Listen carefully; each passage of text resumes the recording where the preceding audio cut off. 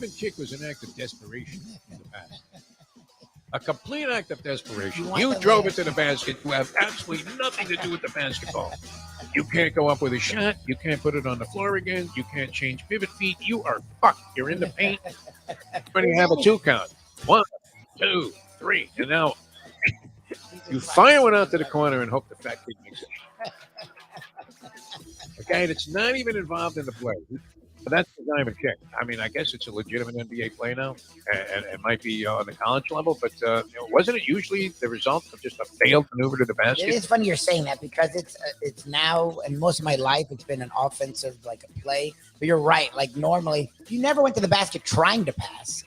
No. Why would you go to the basket? Well, you might make a dish under the basket. No, but you weren't firing it out to the corner at the top of the key. No, you go to the basket for a layup, being like, "Oh fuck, there's nowhere to go. Oh, he's open. Thank God."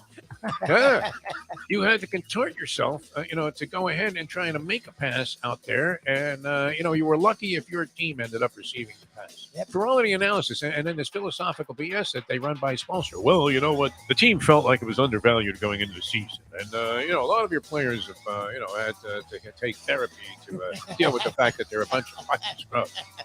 Eric, how do you address that, before game 2 when you're already down? Like Aristotle on the podium there, and says something that seems, right out of the Riley book. Did Riley just leave him his own Haftorah to read? The time! Wake up with Defo, joined by Lubie. Welcome to the Defo Show.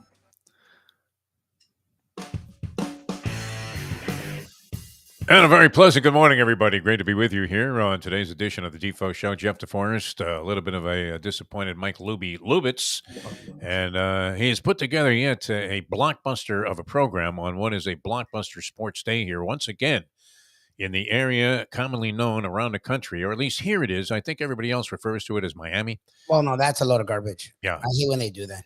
But we are South Florida, my friends. Yes, we are. We are South Florida. That's right. We're strong, like bull. We come right back. I don't know if that's going to happen.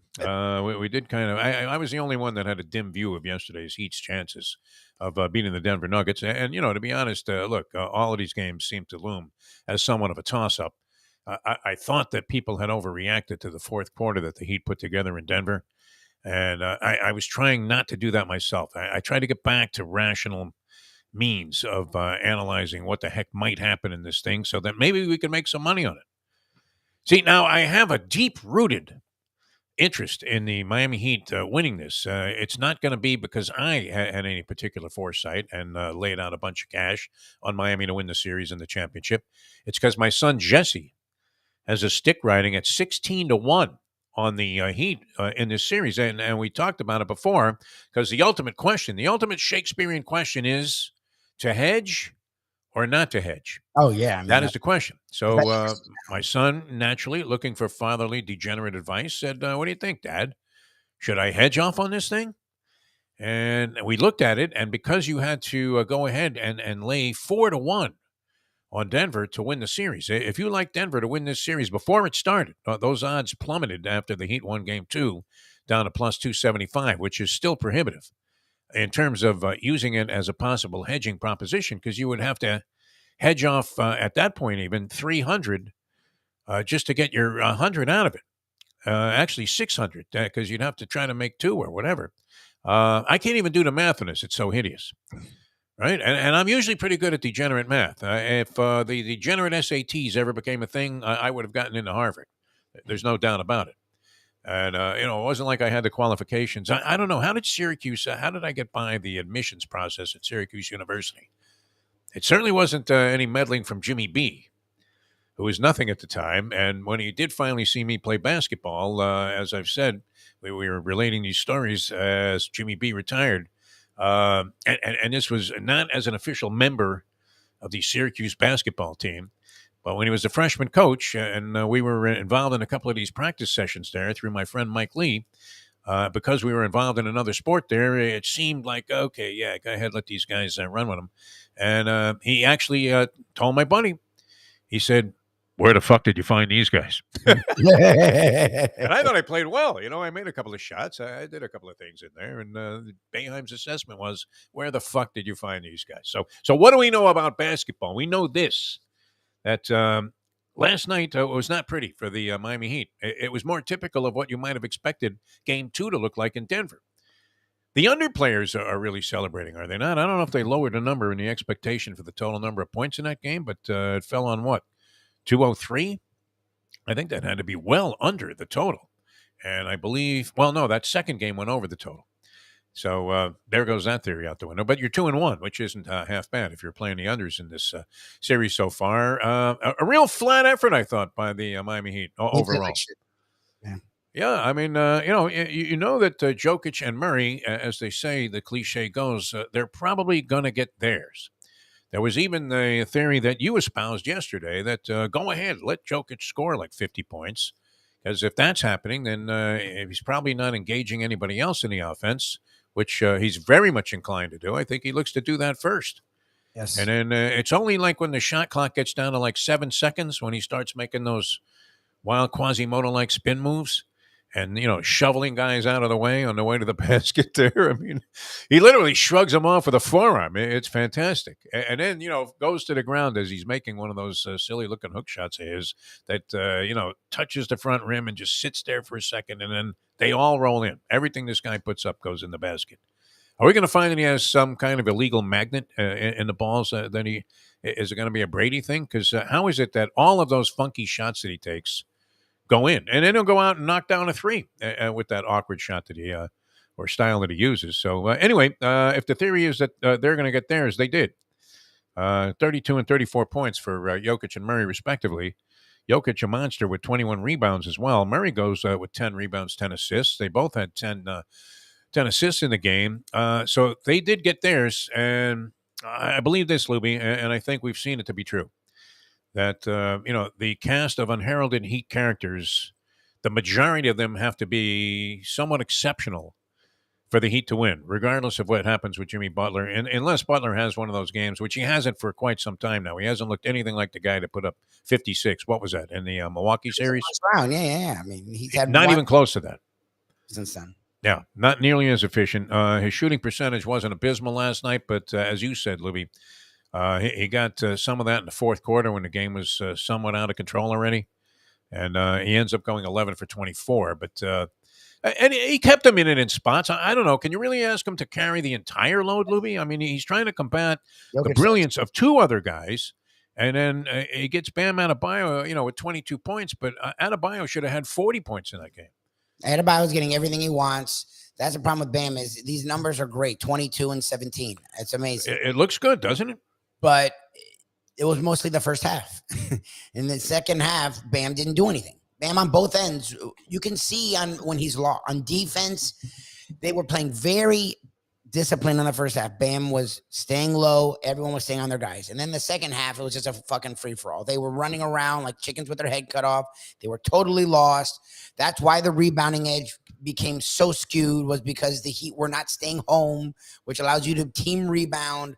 Their defense was a joke. And then on offense, they were being very lazy. Bam's getting that open shot. If he's hitting it, fine. But he's got to go to the basket. Like, you got to go at you. And I get it. Jokic doesn't move. I don't understand how he doesn't get any defensive 3-second calls. He just stays in the goddamn paint. Okay, who gives a shit? Go at him. Hit him in the chest. Eventually. He has immunity from the defensive 3-second call. Refs have to call fouls. Hey, look, they played a very passive game. And the Nuggets went for it. The Nuggets literally, I didn't see the actual minutes, but Murray and Jokic didn't sit more than once. And then Mike Malone went for it. Mike Malone's like, fuck. He came out looking good. He were leading a lot of the first half. The Nuggets took a lead late and went with a 5-point lead, but it was a 5-point game. Malone, he was like Dan Campbell before the game. He just went for it. And even since the fourth quarter of game number 2, Malone went Dan Campbell on his team. And they even had a clip of him, saying, hey, we can't lose the fourth quarter today. And, you guys were a bunch of schleps last time out. And he really gave it to him. He gave him the win-win for the Kipper speech. It was pretty cool. That was good coverage before the game. Chris Brown, as they pronounce it, although it looks like Ava Braun. Chris Brown may as well have been Ava Braun as far as the Heat were concerned. Just hideous in terms of sticking it in their face. 15 points with a good all-around floor hustle game, so he was great. Rebounding stats are abysmal for the Heat, 58-33, out-rebounded by the Denver Nuggets. Seemed like Jokic literally was grabbing every board. I'm surprised he only had 21. Whatever he wants. He literally, it's the he looked like Wilt Chamberlain in there. It's a weird combination of things. A guy that's that big, that strong, that is really physical on both ends, that if you look at him, he falls down. I've never seen it. And they're two separate things. He's a good player. The Nuggets are the better team. The Nuggets played well. He played poorly. Also, Jokic flops like I've never seen. Like it's like Harden, Ginobili, and Vlade combined, because the difference is those are guards. He's 7 foot tall, 300 pounds. And if you are near him, he falls. It's like, dude, you're a big oaf. Fucking stand up and take the contact, you fucking oaf. Didn't take you long to go Pesci on this. It was only 13 minutes. Look, he had 32. He's a great player. I'm not going against his talents, but damn, he flops. He flops a lot. And I've never seen, usually someone his size, like a Shaq, is impenetrable to the contact. Very humble when he appeals to the officials also. He's not one of these guys that's screaming epithets. It's like, what? How about giving me a break here? The big man is getting touched up a little bit. All right, we'll have more on that. Actually, Lubie's put together a blockbuster performance here today, as later on, and with this whole big story going on in golf, and now all of a sudden it's okay with everybody, even though it wasn't like the most.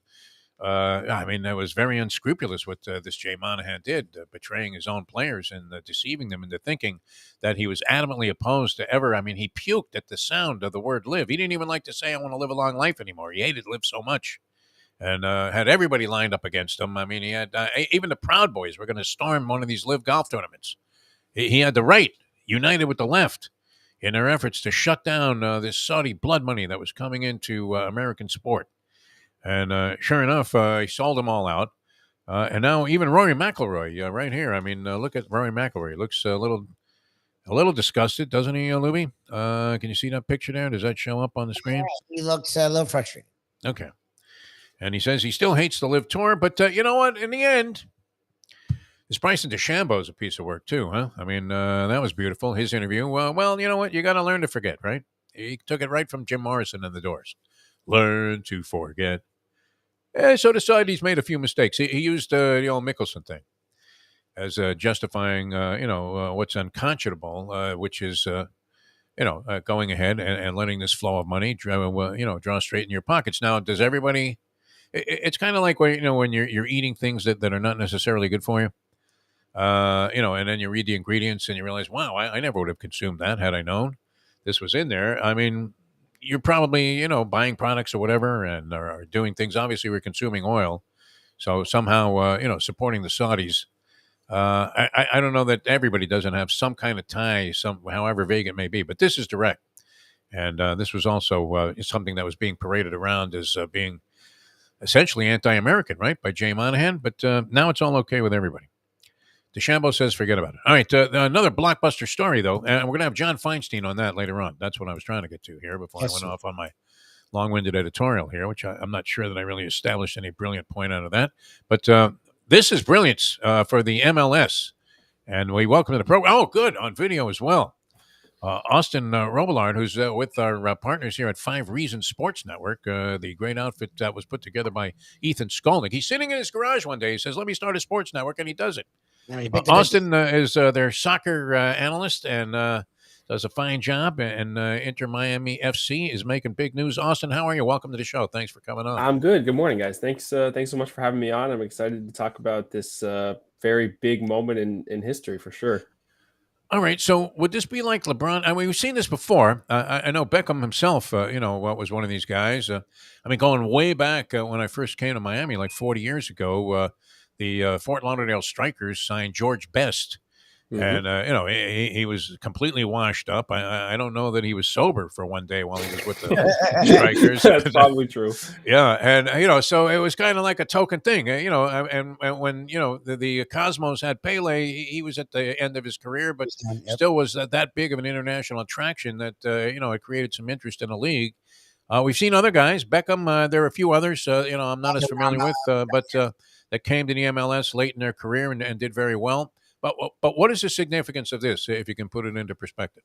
This is like this exceeds all of that, in my opinion. I don't think that there's much comparable other than probably the Beckham deal that happened back in 2007 when he joined LA Galaxy, because he was still at a point where he could contribute and play. Back I wasn't obviously alive when Pele was here and playing for the Cosmos and George Best playing for the Strikers, but this is at a point where Lionel Messi has contributed to a top 5 league in Europe at the highest level, over 42 goal contributions in 41 games last season. And now he's coming to a league in which he should be able to fully dominate, kind of like he already has been doing. And this is the best player in the world. This could be the best player to ever live, coming to a league in North America that, it's just unprecedented. I mean, you think about the LeBron decision, you think about the Beckham deal, this exceeds every single one of those things. It's kind of hard to put it into words. I've struggled for the last 24, 48 hours to kind of like wrap my head around it. But this is the biggest move in not only South Florida sports history, but probably North American sports history that has ever happened. Yeah. Yeah, we saw our buddy Ray Hudson. He tends to be, a little bit biased towards the idea that everything that happens in football, as he calls it, is bigger than life. And obviously has a tremendous inherent love for the sport. But he said that same thing, asserted the same thing, that this is bigger than anything that's ever happened in the history of South Florida sports. Bigger than LeBron, bigger than the Shaqquisition, bigger than drafting Larry Zonk. I mean, unbelievable stuff. Bigger than Marino. Okay, so there are a lot of whys, I guess, that go with this. Why would Messi make this choice? I mean, he had huge money offers elsewhere, but we don't know what the final details of this will be. But I would imagine monetarily, it pales in comparison to what the Saudis who are doling out, who we were just talking about. What are some of the reasons that he would make a move like this, as opposed to at 35 saying, you know what, if somebody's willing to give me $200 million a year, I'll take it for another 5 years and I'm out the door. Yeah, I think it has a lot to do with his family. I believe he owns a house down in Miami. His kids growing up here, his wife getting to be here is something that's really important. His living situation is really important to him. He noted that yesterday in his interview. And also, Miami weren't the only people involved in this deal. MLS got involved, Apple got involved, Adidas got involved, and they're all partners with the league. And they've given up a lot of equity to Lionel Messi in order for him to get here. I'm not sure if there's an ownership stake at hand with MLS yet. I think that that's still being worked out, but I know for sure that Apple TV, which holds MLS Season Pass, is offering a share of the revenue of all new subscribers that go onto the program. And with Adidas, all of the merch that is sold in terms of his merch and everything with Inter Miami, he's going to get a profit share of that as well. So those are two things that I honestly, it's a deal unlike any other. I mean, when Beckham came in 2007, obviously they had the expansions deal where Inter Miami is now created because of that. But there's more to it. And I think when you compare it to what Barcelona could have possibly offered, which was not as much, maybe a little bit more on the salaries end, but they would have had to do a lot of moving. And Messi noted that yesterday in terms of players and other salaries that they would have to reduce or cut. And it would just been a whole shambles. And they would have they couldn't promise him anything right away.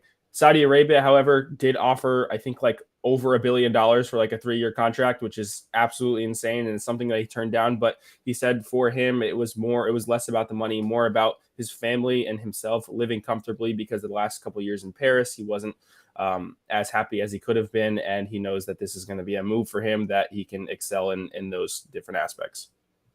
So my first reaction is, now look, again, Pele was done. Valderrama was not the same dude when he was in Miami. Like Messi, when people wanted to start counting him out, we saw him on the world stage in his mid-30s. He not only won his first World Cup, but outside of Mbappe, was the best player in the goddamn tournament. Like, that's what's crazy about this. But I'm like, okay, it's one dude. What does it really mean? And all the soccer heads started coming at me. First, MLS is better than it's ever been. And on top of that, I didn't realize guys like Busquets and Jordi Alba are not only considering coming, but there's word that they probably are coming. And something like this is the headway. Look, people have talked about for 20 years, and Devo's heard it for 50 years. Soccer's coming. And I know the young kids. New thing, yeah. The young kids, since I've grown up, soccer really has built a place where it's probably replaced baseball, maybe in hockey as that third sport in America. We're seeing the TV contracts everywhere. Is this that move they've been waiting for? And is that why the whole league came in? Because this is the kind of thing that can make the MLS take a jump, maybe not get to La Liga or Bundesliga or, some of the other leagues, but get into the conversation of like that top 10. Yeah, it's still gonna take some time to get there, but this move, and I explained it a lot in the last couple of conversations I've been having, is that it opened the door for other possibilities. Like the fact that MLS made a move like this possible shows that they're willing to go ahead and make moves like this happen for other clubs across the country. And with Messi being here, obviously the attraction is going to be at an all-time high. The audience levels are going to be at an all-time high, and it puts more eyes on the league, and that generates revenue and the money and all this kind of stuff. So it kind of just opens the possibilities for other clubs to say, oh wow, we can make a deal like this happen. Granted, Messi is the epitome of all deals, but there are other deals that have already been happening with other leagues or with other teams in from players in other leagues that are coming right away. And you mentioned Busquets, Jordi Alba, possibly Luis Suarez. He's going to bring so many other players to this league, kind of like Ronaldo has done in Saudi Arabia, that I think that it's going to force MLS to have to open up their roster rules and regulations. They're going to force the owners to spend more money, because if they have the eyes here and they want everybody to be competitive and they want to become one of those top 5, top 10 leagues, as you've mentioned, then they're going to have to put down a little bit more money. But I think at the end of the day, it's all profitable because of what just happened with Lionel Messi. So yeah, I think the future for MLS is going down a completely different avenue now. I mean, it's completely changed the trajectory of everything that's going to happen in the next 5-10 years, especially leading up to the 2026 World Cup. I've even heard that the South American, which pretty much a South American Champions League, which is called Copa Libertadores, is now considering putting MLS teams in that tournament and making it all like continental type tournament rather than just a South American one, because of Messi. Like, there are just so many different implications of this, and it can't go understated. Austin Robillard from 5 Reasons Sports Network, our guest here on the show, and obviously knows a lot more about this game than Lubie or I could even pretend to. Well, what little I do know about Inter Miami FC, gathered from things that I've seen fans say on social media and maybe some media analysts, to use a little Jewish slang here, in honor of Ethan Scoop Skolnick, it seems like people are portraying them as a real fakakta organization. I remember thinking, without knowing, that much about him, obviously he's been a big name and presence in the South Florida community for a long time. Jorge No Mas, when he was trying to make a move to buy the Marlins, and he finally did say no mas to whatever ridiculous demands they were looking for financially. Now he latches onto this. And yet it seems like the organization was being portrayed as one that was internally chaotic, including recently firing their coach and, floundering in last place in like a 16-team division. Yeah. Dead last. I guess they won a game last night, Jim Sarney was pointing out. But, how is it? Was it just strictly because it was territorial that Messi was going to play for any team here, no matter, how clown-like the organization was being portrayed? Yeah, I think Miami really was the only destination for Messi. I mean, how did they pull this off? It's Beckham. I mean, was he the driving force there? Because everybody capitulates to whatever Beckham wants. Yeah, and I think Beckham obviously has a huge hand in that, and he has had a huge hand in that since like 2014, 2015, talking about players coming to Miami when he announced the expansion deal. Yeah. But I think Jorge Mas honestly was more of a driving force not in terms of recruitment, but getting the deal over the line, monetary, figuring out the deal with the league and Apple TV and Adidas, all these kind of things. I think Jorge Mas was the front runner of that. He's been more of the managing owner, and I think he's done an incredible job to deliver on this promise. Yes, it's taken a couple of years, and yes, it kind of has felt like the club has been in turmoil since year one, whether it was COVID, losing their first 5 games. Now they're going to be on their 3rd coach in 4 years. I mean, there's so many things going on. Haven't won a playoff game. There's so many different things going on that you look at and you say, man, this team can't really get it together. And now they pull off a deal like this. They win a game last night. Now they're in the semifinals. So when Messi joins here, they're already in the semifinals of a cup, which gets them into a continental competition. If they end up winning it, all he has to do is win 2 games. I mean, they've put themselves in a position now to rid themselves of all of that type of the stereotypes. And granted, all the stereotypes were absolutely granted. They were warranted. They cheated. They had punishments. They had sanctions. And I think this is just a new leaf for Inter Miami. This is like Inter Miami like 2.0. This might be, these people are calling this MLS like 4.0 or 5.0. Like, it's all just a whole different type of idea coming in, and nobody really knows how to handle it. But I will say credit to the ownership and credit to David Beckham and Jorge Mas to get this deal over the line. They delivered on a promise that they have kept, or that they had for years, and now the fans can rejoice. So how quickly, because you're referring to it as, because from what even Messi was saying is, it's not a done deal, but it's on the path. What is that like? Can he join the club soon? Like, I know the contracts and the transfers and all that crap are weird when it's international soccer. Yeah. Like, how soon can he be here and be on that football club? So we're in June. The international transfer window normally opens July 1st, but for MLS, it opens July 5th. Oh, so anytime after, they have about a month to work it all out. After July 5th, he'll be able to join. And for anybody watching that's interested in what a possible debut looks like, I've heard, and a lot of people have heard, that July 21st against Cruz Azul at possibly Drive Pink Stadium, at possibly Hard Rock Stadium. They don't really know where they're going to play. Like, can they play his games at Drive Pink? Like, I look, and I'm a Fort Lauderdale dude. No I way. love Lockhart and yay, Lockhart. Can you play a goddamn Messi game? He was playing at one of the greatest arena stadiums in the world for Barcelona, for PSG. Can he play up Drive Pink? Like, how the hell do they even try that? It doesn't make sense. The fact that you want to sit down only 18,000 people in front of the greatest player of all time just does not compute. It doesn't work. So I think that's why there are a lot of talks about them possibly moving to Hard Rock, possibly altering some of their game days to try and make sure that it happens. And obviously MLS has bent the rules once. They'll probably go ahead and do it again just to make it happen, because they're selling way more than 18,000 seats. I think Hard Rock is the capacity is like 72,000. I think they can sell minimum 65,000 seats at the very least. There will be a lot of people there. So mid to end July is probably when he can start lacing up his boots and going on to the pitch. But that's not necessarily a guarantee. Although if you look at the ticket prices, that is the first game that kind of just skyrockets in price for games down here. So look for a deal kind of mid to end July. He'll probably start training mid-July. They've got a month to work out all the details. And it should be very soon. It should be soon. For the soccer ignoramus that I am, when the hell is the MLS season? Like from when to when? You're talking about games here against Costa Fazul and this. Oh, and it's absolutely insane. There's 3 different tournaments going on. There's the MLS season. There's what we had last night, what was called the U.S. Open Cup, and then there's something called the Leagues Cup, which is an international, like a continental competition, like I was talking about with the South American one. It's a different one. Yeah. So from February to about October, maybe stretching into the first week of November, is the entire season. That's including playoffs and the championship. It's a very, very long season. I think it's the shortest off season of any major sport in the United States, and it's the longest regular season of any sport in the United States.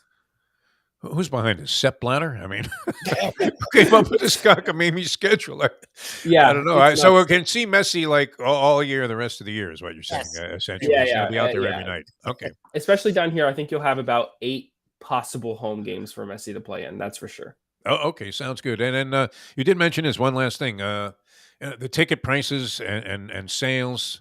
I was seeing things on, crawls on the news channels and news feeds on TV that said, oh my God, they've gone up like tenfold already. I mean, who's directly benefiting from this? And is that the case? Are we going to see ticket prices skyrocket for these games? If they stay in Drive Pink Stadium, obviously that ticket price is going to be extremely lucrative due to the fact that there's only 18,000 of them. If they move to Hard Rock, it might change a little bit, but for right now, it looks like all of those are, skyrocketing to the max. However, as I said, there's only 8 home games right now. 2 of those are those Leagues Cups games, and those are the only ones they're actually on the secondary market. Inter Miami was smart about this. They planned ahead for this. They have not released any of their tickets to sell for the rest of their MLS regular season matches. They just now yesterday released them back to the season ticket holders to let them see it in their accounts, but they can't transfer or sell them.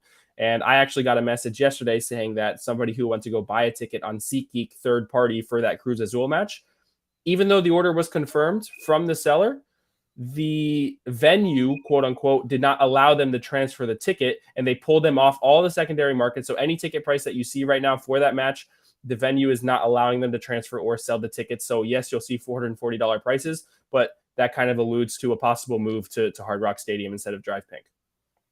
It's wild, isn't it? I mean, good for you if you're on the soccer beat. That's for sure, Austin. Yeah, right place, right time. Yeah, I mean, this it does exceed the Valderrama acquisition, as Lubie was talking about. When the only thing interesting about the guy at that point was his hair. But thanks, Austin. Appreciate it. I think we have a soccer guy now for the future. Once again, poaching into the resources of one Ethan Scoop Skolnick and 5 Reasons Sports Network. Great work. Thanks so much for being on the show. Thanks, guys. Appreciate it. All right, very good, Austin Robillard. Kid knew his stuff, huh? It's also that shows you how little we know, and I wasn't even going to correct you. And I don't know why it's this. They're Inter Miami CF. Oh, I thought it was FC. Yeah. I mean, FC. You see football club. So why is it CF? I don't know. Club de football or something? I'm just letting you know, since I think we're going to be talking more about this fucking league now. I don't know that we will be. I mean, I'm not sure how this is all going to play out. It'll be interesting to see. It's hard for me to generate that much excitement in the MLS because people have been announcing it forever. Now, I do get involved. I'll watch some World Cup soccer. I won't be ashamed to admit to that. And I keep trying to figure out what the fuck is it about this game that has 100,000 people crying and screaming and singing and going crazy in the crowd there. Is it all just fueled by alcohol and other forms of inebriation, Lubie? Right. I mean, I like the big matches. I watch the entire World Cup. I used to get into the Premier League and I used to get into the Champions League. But I don't watch game in, game out. I'm still American at heart, so soccer is still like a 4th or 5th sport to me. I don't know. This move's different. It's just a male can make fun of it, and you can. No, I mean it's obviously big news. I mean, you'd be a fool not to recognize that. No, I'm talking about like in reality where like we've had other moves and then you forget. No, like this is going like this dude still is great, and he still had leagues and teams around the world begging to pay him hundreds of millions of dollars. Yeah. Like, him coming now will have Sheik, not the Iron Sheik. He checked out, but the Sheik was willing to do it. There will be eyeballs on these games, and these games will be discussed. And South Florida fans, because again, we have a very strong South American contingent, we have a very strong European contingent, we have a very strong Latin American contingent. Where anytime Messi even walks in South Florida, it's like a fuck. When he was at the goddamn races, it was like, well, I mean, it's always interesting, even if you're sort of ignorant about the sport or not even a big fan, to see what it is that has the world saying that this guy is like the greatest guy. So, when you get a chance to watch him, I think it's worthwhile. I've enjoyed it. I thought that was, entertaining, his run in the World Cup and quest to win one for Argentina. All right, Dave Gurggles Gurgely, we're going to have a trivia challenge here, a Hialeah Park Trivia Challenge. And see, Lenny might be even joining us from New Jersey today. Gurggles, you're looking good, kid. What are you doing? Are you shooting as much Botox as, I don't know what Wayne Newton did to his face. Did you watch the hockey game by any chance, Dave Gurggles Gurgely, the other night? I did. Yep. Did you see Newton? I didn't know that was him, to be honest with you. I really? did I mean, that. was that? That wasn't even a reasonable facsimile, as they used to call the phony autographed baseballs that I sold at Shea. I mean, that was strange, wasn't it?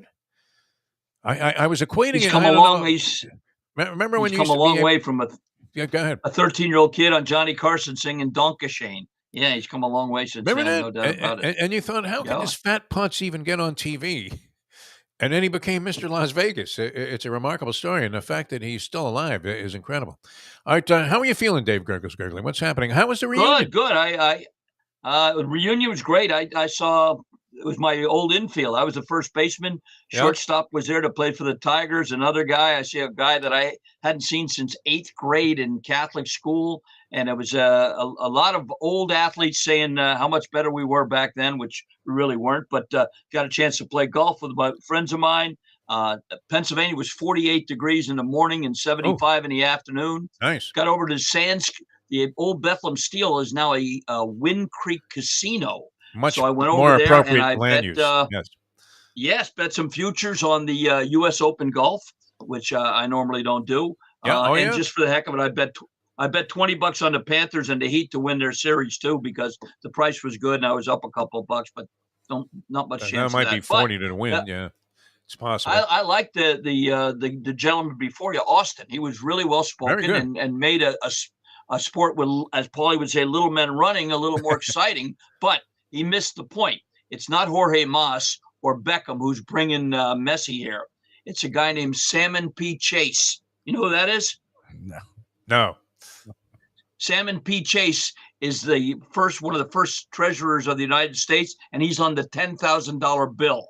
So it's Is a that lot right? of those that's bringing Messi here. Yeah, There is a that's the highest bill $10,000 bill. denomination. Wow, I didn't Yep, realize Salmon that. P. Chase. I What think color he's the one chip would that who's be in bringing him there. Vegas? Do you have any idea? Oh boy, I The don't ten know. thousand I don't dollar know. chip. Is there such a I thing? I don't know know. the But yellow is 1,000, right? That's a dime. If you have I've a few only of seen those. the 100 and the 5, so that's it for me. Yeah, I've You never got held a July yellow coming chip. up. Are you heading to Atlantic City in July? AC. Yeah, I'm on one of those senior junkets. It just happened to coincide with my birthday, so I took them up on their Good for proposition. you. For a free flight and hotel room, and then the rest of it you're on your own. But I'm thinking, based on the the level of quality of the hotel room that we get, which is like a phenomenal suite there, the Mustang must be more than making up for whatever they spend on us, as to the accommodations that they're giving away. So yeah, I don't even want to know that number. But yeah, I'll be heading up there. I wish you could join us there, Gurgles. You would like Atlantic City. It's your kind No, of town. Yeah. I, Oh, I, you've did- been I, there. You've been there I many went to times. Atlantic. I was there the second day Resorts International opened, the very second day. Oh yeah. Drove from Pennsylvania, went there and played. But I've already come back, made my reservations in August. I'm going up to Saratoga in August, so I've already taken care Very of that nice. to get up. Today, there's a luncheon here for me, a retirement luncheon, believe it or not. So after You're 40 years, retiring today? well, Get out of here. Well, not officially, yeah. I'm retiring from the Graham companies, but Okay. the good folks from Mel Reese who are here running the golf course, I'll stick around and work with them. So I'll get an official retirement one way and a new lease on life the other. I'm kind of like you. I'll be working till whenever. Oh no, I'm going to the grave, man. I'll be yakking. Yeah. I mean, I'm hoping Lubie will drop a mic right into the coffin. No, I'm not being buried. That's the thing. Yeah. Be out there at the track hollering. I mean, come on with that 5. All right, Well, I we're gonna think get it. Yeah, go ahead. with cremation, it'll truly be a hot mic that you'll have. Probably, I'm sure they can reach. Yeah. I should burn one in this old transistor of my mom's with me. When I go out the door here, which could be sooner than later. The Iron Sheik checked out. I mean, I know that probably saw had that. significance to you. Did you see that? Yeah. Were you an Iron Sheik And fan? I I think you was- were. I was a little earlier even than him, Bruno and San Martino course, and all yeah. those guys. But back in Allentown, speaking of folks, that's where I went. I got a rental car, went to see my folks' grave, put some flowers on and everything like that. It's such an old cemetery, and the way in, my rental car scraped the entrance, so now I got to deal with that. But I'll write that off. That's no problem. Yeah, no, you'll be able to, and of course you decline the insurance, and then your insurance company informs you Yes, that. of course I did. Well, you're Yes, out of state, exactly. Gurgles. In fact, that's the one area we don't cover. Mustang had some medical thing going. She pays like a nickel a month for insurance, and they don't cover anything, nothing. It was like not even basic preventative stuff. So usually, and Mayo is the king of now, bogus insurance, payoffs where they just don't pay the guy and then end up having to pay like 3-4 times as much. It's great. All right, we're going to have the trivia challenge coming up, and then later on, John Feinstein on this whole golf thing. Man, that should be great. And his book about David Faraday just came out, which is appropriate since Faraday was one of those guys that, they turned his back on him for some reason at CBS. I thought he was great. I enjoyed his commentaries, and I think he's like a brilliant guy. He really is great.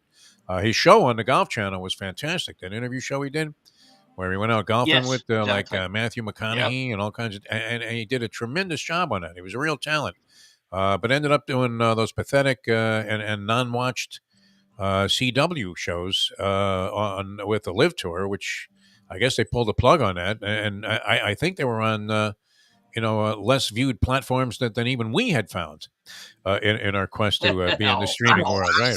Yeah. So, but he's going to join us later on in this whole golf thing. Now, was there any talk about this around the golf course? This merger? People were sending me texts all the time, wondering what's going on and everything like that. And I just, saying, "Geez, I bet those guys in the beginning wish they'd have joined Live." So exactly. I'll just wait and see how it plays out myself. All I do know that Greg Norman has applied for a part-time job at Grand Prix Racerama as the head pro of the miniature golf there. I think he's out completely. I thought you was going to say that the people from Mel Reese who came in had offered him a job out there on the driving range driving one of those carts, which, I mean, picking up if the you're, balls. yeah, I would imagine. Is it like the hockey goons where there's a heavy rate of people who unfortunately, wanted to end their own life after doing that job? I mean, you have to feel a little bit bullied, no? Having people just firing shots at your head all day long, even if they deflect off the wire. All right, we're going to come back with the trivia challenge in a moment. Hialeah Park bringing you that. Dave Gurggles Gurgely, John Feinstein going to join us about 8:35 this morning. So dial us up if you want to play. 954-417-0070. Hialeah Park Trivia Challenge for a Landlubber's gift certificate and the distinction of being a champion right here in the program. Back with Dave in a moment. Now that. The time. 7:43. Ponies in Style at Champions, the outstanding simulcasting room at beautiful Hialeah Park. Yes, the grand old lady of thoroughbred racing has never been more vibrant, and you can wager on the races from the top tracks around the country while enjoying a cocktail at the Brass Rail Bar or any of the fine food served throughout the facility. If poker is your game, you're covered in style, and you can play all your favorite Vegas-style games, including blackjack, craps, and roulette, in Hialeah Park's sizzling hot casino. Get a player's card when you walk through the door for all kinds of generous amenities, including our favorite, free play, when you come out to the ultimate casino and entertainment destination, Hialeah Park. These days, we're all looking for comfort anywhere we can find it. Thank goodness for Landlubbers Raw Bar and Grill in the Plantation, because they are making sure you are as comfortable as possible. First of all, they're not only open for delivery and pickup. All you have to do is go to landlubbersbarandgrill.com for both pickup and free delivery. You're going to have the best wings in the world. You're going to have a great burger. You're going to have their amazing soups. Again, Landlubbers, Raw Bar and Grill. It's nice and easy. Just go to landlubbersbarandgrill.com for both your pickup and free delivery. Thank goodness for Landlubbers for making you always feel right at home. Are you looking to buy your first home? Have you been turned down for a loan? Do you need to refinance or get money out of your home? Call Michael Kodsey, CEO of Choice Mortgage. He's been helping the South Florida community get mortgages for 30 years. Hi, this is Michael Kodsey, CEO of Choice Mortgage. We have the most competitive fixed rates in the market. Call me 24/7, 561-441-2730. And remember, I don't just work banking hours. To make the right choice for your home, call Choice Mortgage today.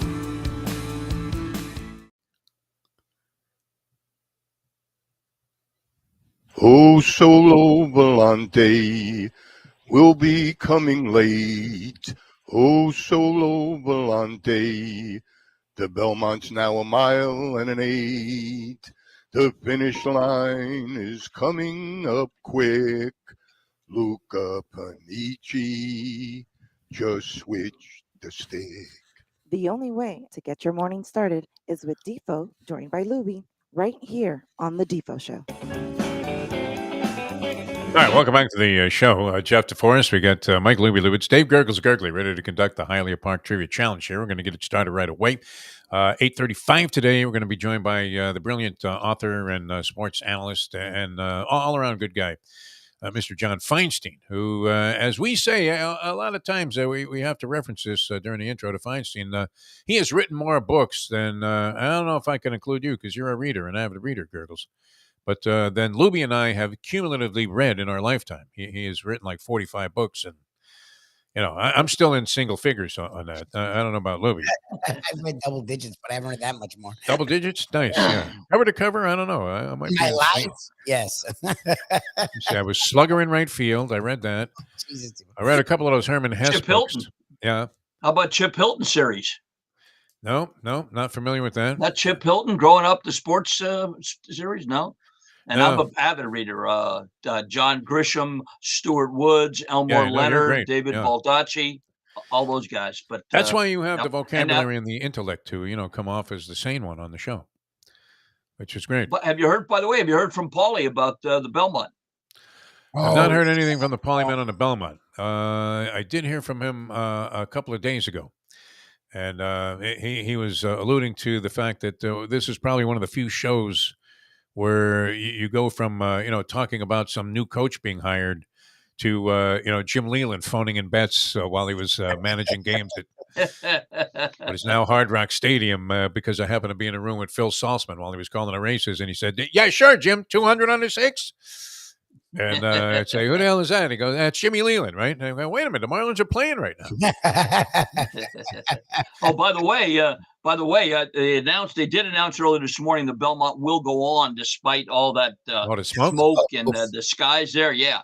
But they did say if the skies stay like that with that overcast look, Yes. that they're going to replace Javier Castellano on Arcangelo with Sylvester Scaramouche. And he's the guy that hit in the fog in Louisiana and won by 20 lengths. So, yeah. And it's Kendrick Carmouche's father, as a matter of fact. But that's his old man. The Belmont will go on. That's his father in real life, yeah. You think they would have banned the whole family, for life for a move like that? Kendrick's a good rider. Hiding in the Fog, that was a great one. What track was that at again? That was at Louisiana Downs, I believe. Yeah, okay. Might have been Evangeline. They would pull some stuff off there. Could have been. Wouldn't put it past them. That was actually probably a cleanly run race there, where the guy was hiding in the fog. They're not immune to just dropping a horse in mid-stretch in front by a helicopter, right? All of a sudden, the chopper's hovering over the track. What horse? One horse. What are you talking about? How do you get in front by 5? All right, we're ready for the challenge here. Dial us up if you want to play. 954-417-0070. We'll get right to it. You mentioned the Polyman. Let's start the game out. Dave Gurggles Gurgely in the somewhat traditional fashion, with the Gurggles coming in for the Polyman and some. Easy baseball. This first-year New York Mets manager, on a rather optimistic view of his team, said, we're a much improved ball club. Now we lose in extra innings. Was it Casey Stengel, Casey Kasem, Casey Jones, or Sam Jones? To the scrambler, Mike Lubie Lubitz. And we have Ron ready to play as first up on the Hialeah Park Trivia Challenge. Ron, how are you, my friend? Good, guys. Let's go with A. Ron, right on the money as usual. You have 1 point. All right, golf, Ron, true or false? Recently in Wisconsin, they decided to hold a charity event and sold 2,000 tickets for Paige Spiranak versus John Daly in what they termed Beauty versus the Beast. True or false? That sounds true. Let's go with true. I want to say that's true. Yeah, because those are real. It was true. Daly didn't show up, so they got Jerry Kelly to substitute. He played terrifically, but for some reason, Daly didn't show. I'm thinking you wouldn't have had that question because you not being a social media guy so much probably don't know that much about Paige Spiranak. Or maybe you do. Yeah. I thought it was real. I'm like, that's not a made. Very good. 1980s. All right, 2 for 2. I have a 3D computer, so I respect her. All right. ABA Hoops. Who was the MVP of the first ever ABA All-Star game in 1968? I was just thinking Louis about Dampier, that. Oh, okay. Dan Issel, Connie Hawkins, or Larry Brown? Let's go. What are the choices again? A, B, C, or D? No, I'm sorry. It was Louis Dampier, Dan Issel, Connie Hawkins, or Larry Brown? Let's go Connie Hawkins. Let's go Larry Brown. Larry Brown? Larry Brown is exactly correct. Well done. Yep. You over the years, Gurggles, with that ABA, man. Thank goodness they had that league. Yes. We might not have been able to do half of the shows that we've done. It's fantastic, man. And it's killer because nobody remembers shit about the ABA, which is great. Except for Rick Barry, who remembered every detail of that Oakland Oaks game against the Nets at the Comac Arena. All right, going for 5 here, and this will give you 7.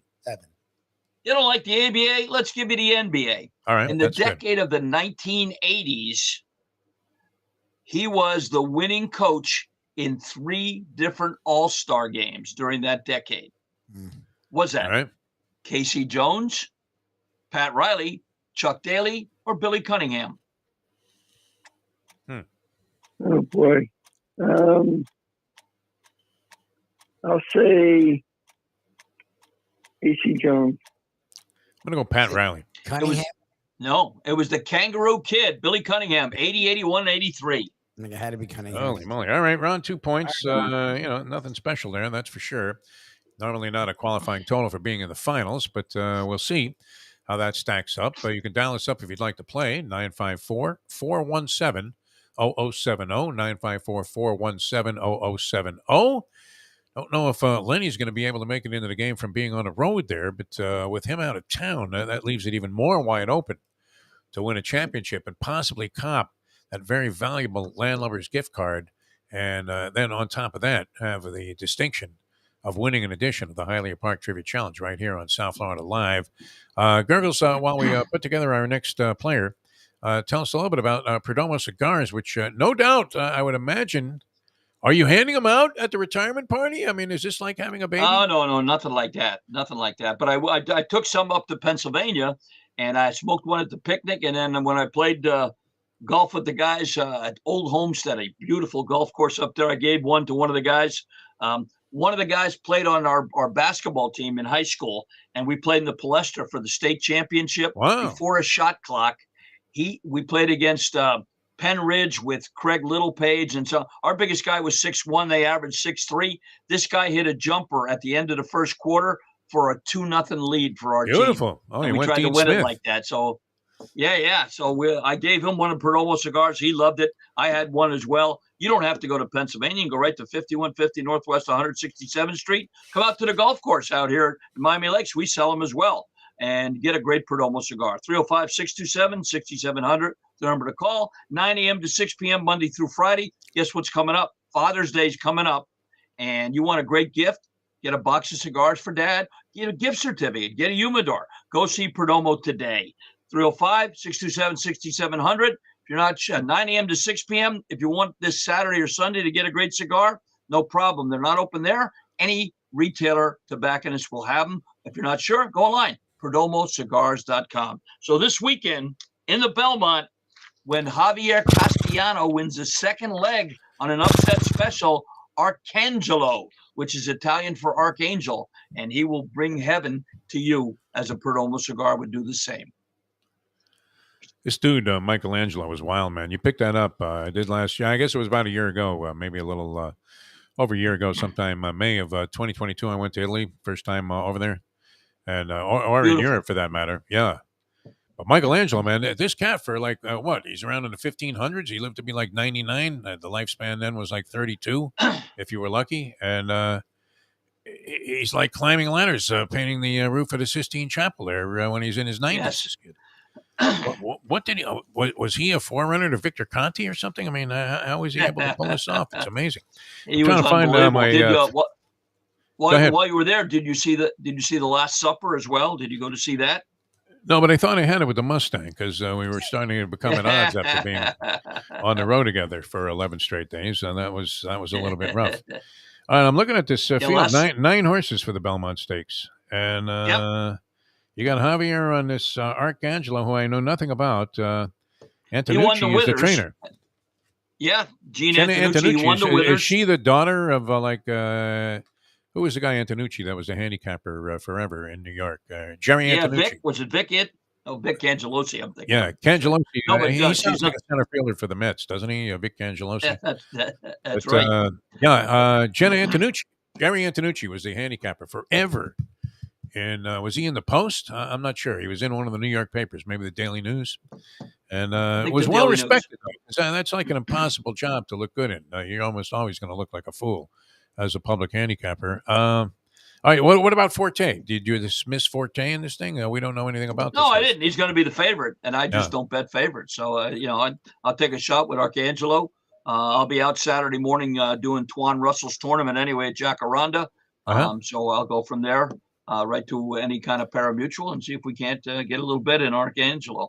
And we'll see what happens. So, all right. We're ready to roll. Two here in the Hialeah Park Trivia Challenge. Ron started us out. He sort of blanked. He had 2 points, so it's kind of like the game that you got from Udonis Haslam last night. Almost had 2 points. No, he didn't take a shot. So let's do it again. We'll toss out our next set of questions and try and bring on another player. Golf.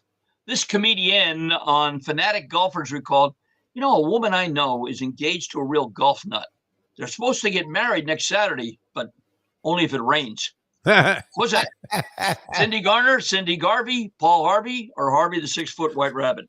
All right, rolling a scrambler here is Mike Lubie Lubitz. And our next player is Bob. Bob, you're on the Hialeah Park Trivia Challenge. Good morning, Bob. Good morning, Jeff. Hey, you found us, Bob. How are you, man? Been a while. Been a while, Great, yeah. thank you. All All right, good to have you on the program. I stay up too late at night. I love that you're partying still, Bob. It sounds great. I wish I could keep pace now. Yeah, my idea of a party is a bowl of fried rice and a Heat playoff game, and that's it. All right, 1 point going for two. That's a urinary problem with him, I think. That's it. Oh, you think? All right, He's hoops, getting Bob. up to True take or a leak false? every half hour? Very good. Yeah. Hoops. Despite all his proclamations, believe it or not, Ron DeSantis has a very unusual backer. Udonis Haslem of the Miami Heat has come out in support of DeSantis for president. True or false? I'll say false.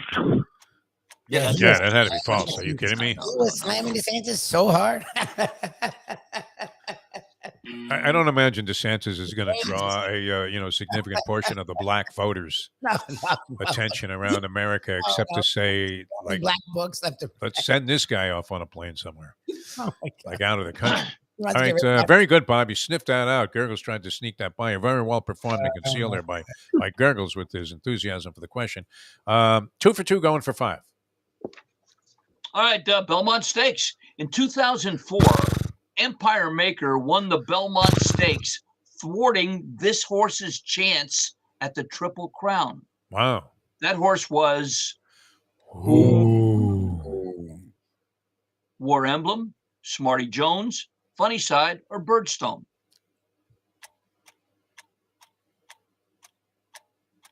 Smarty Jones. It was Smarty. No? Oh, wow. Defo got it right. Funny Side. Smarty Jones was the year before. Funny Side with Saratoga Stables. Of course. Once again, who finished second? That's the question. All right, I was a fool like you were, Bob, so don't feel badly about that. Because I was actually looking at a picture on my wall here of Smarty Jones on the other side of the room, which I believe was, 2005? Was that the year that you mentioned? I think 2003, was Smarty Jones. 2004, Funny Side. How do you remember all that? How is it that a degenerate can, go back? Like you can't remember where you were last year at this time, but you can remember who was second in the 2003 Kentucky Derby. That's great. All right, going for 7 points here, Bob. This puts you in the lead. Otherwise, you're in a dead heat for no man's land. Baseball, Bob. Since 1960, 2 Major League Baseball teams started a season 13-0. One was the Atlanta Braves, and the other one was Kansas City Royals, Baltimore Orioles, LA Dodgers, or Milwaukee Brewers? Brewers. Yes. 1987. Well done, Bob. Good job, Bob. Bob knows his baseball. We know that. I mean, very strong on that. That was great. So Bob has 7 points, and he's established himself in the lead here. Wide open to play the game. If you'd like to join us, it's 954-417-0070. Lubie, who will be at Landlubbers later tonight. Is that still on, Lubie? Yeah, obviously, yeah. We start at 6:30, and Sufreen loves us being the pregame for the Panthers. Hopefully, Game 3 victory. As the Panthers, You were optimistic that things will turn around, that Bobrovsky will regain his eyesight. I don't know. What do you think, David? Are you following this at all, the hockey? Yeah, I'm a huge hockey fan. I'm a big Panther fan. Used to be a season ticket holder. I think they let Vegas take it to them, and now it's time to take it to Vegas. They've got to toughen up a little bit. The goalie, I don't think, played bad in the first game. In the second game, he played to the level of his teammates. So I don't blame them totally. So tonight's the night to turn it around. If anybody can turn around, it's certainly them, and they've shown us that. So let's root them in. What do you think a ticket to the game tonight would go for? Lower bowl, thousands? How many thousands? No, I think less than a Heat. I would say 500. Yeah. Upper deck, the Heat are going for $1,000. The Panthers are going for 500. So lower bowl, I would presume it's probably $2-3 for the Heat, probably $1,000 for the Panthers. Would you pay $6,000 to go to a game, Lubie? No, in your lifetime? No. The Dolphins were the one thing I thought I may, and the more I've gotten older, the more it's like, that's a lot. Two tickets 6 times. Would you really? I mean, or would you feel like? I guess if you just had, as they say, what would that be? Unlimited funds. Yes. Yes. Saudi money, so to speak. Yeah. Well, yes. If you had the public investment fund of the Saudis, you probably would buy 2 tickets and think nothing of it. That's for sure. All right. Discretionary cash, I guess it would be called on the common market. All right. We're going to come back and play some more, and we'll also conclude the Hialeah Park Trivia Challenge. So jump on board if you'd like to play. 954-417-0070. Hialeah Park, open for business. Going to be great. You can take in the Belmont Stakes there over the weekend. Champion simulcasting room. Combine that. Mike Mayo on fire with his poker playing. We got to get Mayo down there to enjoy the professionalism and the really exquisite nature of the way they handle their poker action at Hialeah Park. And, of course, the casino's always hopping. Steve Calabro making sure that those machines are paying big jackpots all the time. And you have all your favorite Vegas-style games there as well. Always special events taking place. Always wise to check the calendar of events at HialeahPark.com. Get a player's card. It has all kinds of freebies attached to that and all kinds of special privileges and considerations, including free valet parking, depending on your status with the player's card. All kinds of things generously given away as a part of the player's card and rewards program at beautiful Hialeah Park. All right, coming back with more Dave Gurggles Gurgely and the Hialeah Park Trivia Challenge in a moment. Now that. The time. And John Feinstein should have a very sharp, I would imagine, and illustrative perspective on this whole golf thing. He's going to join us. I don't know that you could go to a better guy on that. Can you, Lubie? No. I think it's an excellent choice. Yeah, I'm looking forward to that conversation. That's about 8:35. It's 8:04.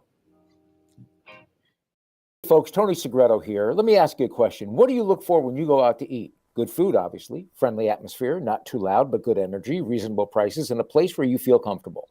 All those ingredients, no pun meant there, are hard to find unless you're talking about the Texas Roadhouse. You see, they encompass all of those attributes. Really, really good food, amazing atmosphere, good for a family, good for a date, or just a night out for yourself, and prices that will make you extremely happy. Their ribs unmatched. Steaks hand-cut every day. Everything, and I mean everything, is made on site, including their incredible bread.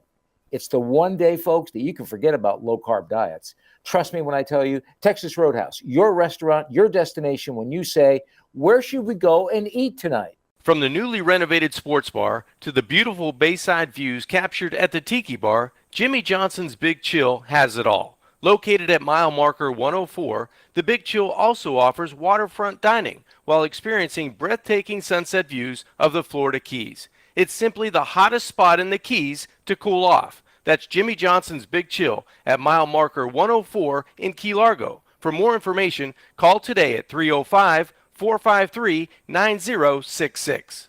Francois Lebec. Good morning, Francois. Listen to me one moment, please. You fat ass. Tired of the way you speak about the Canadians? We are good people. We have vacationing on the beach.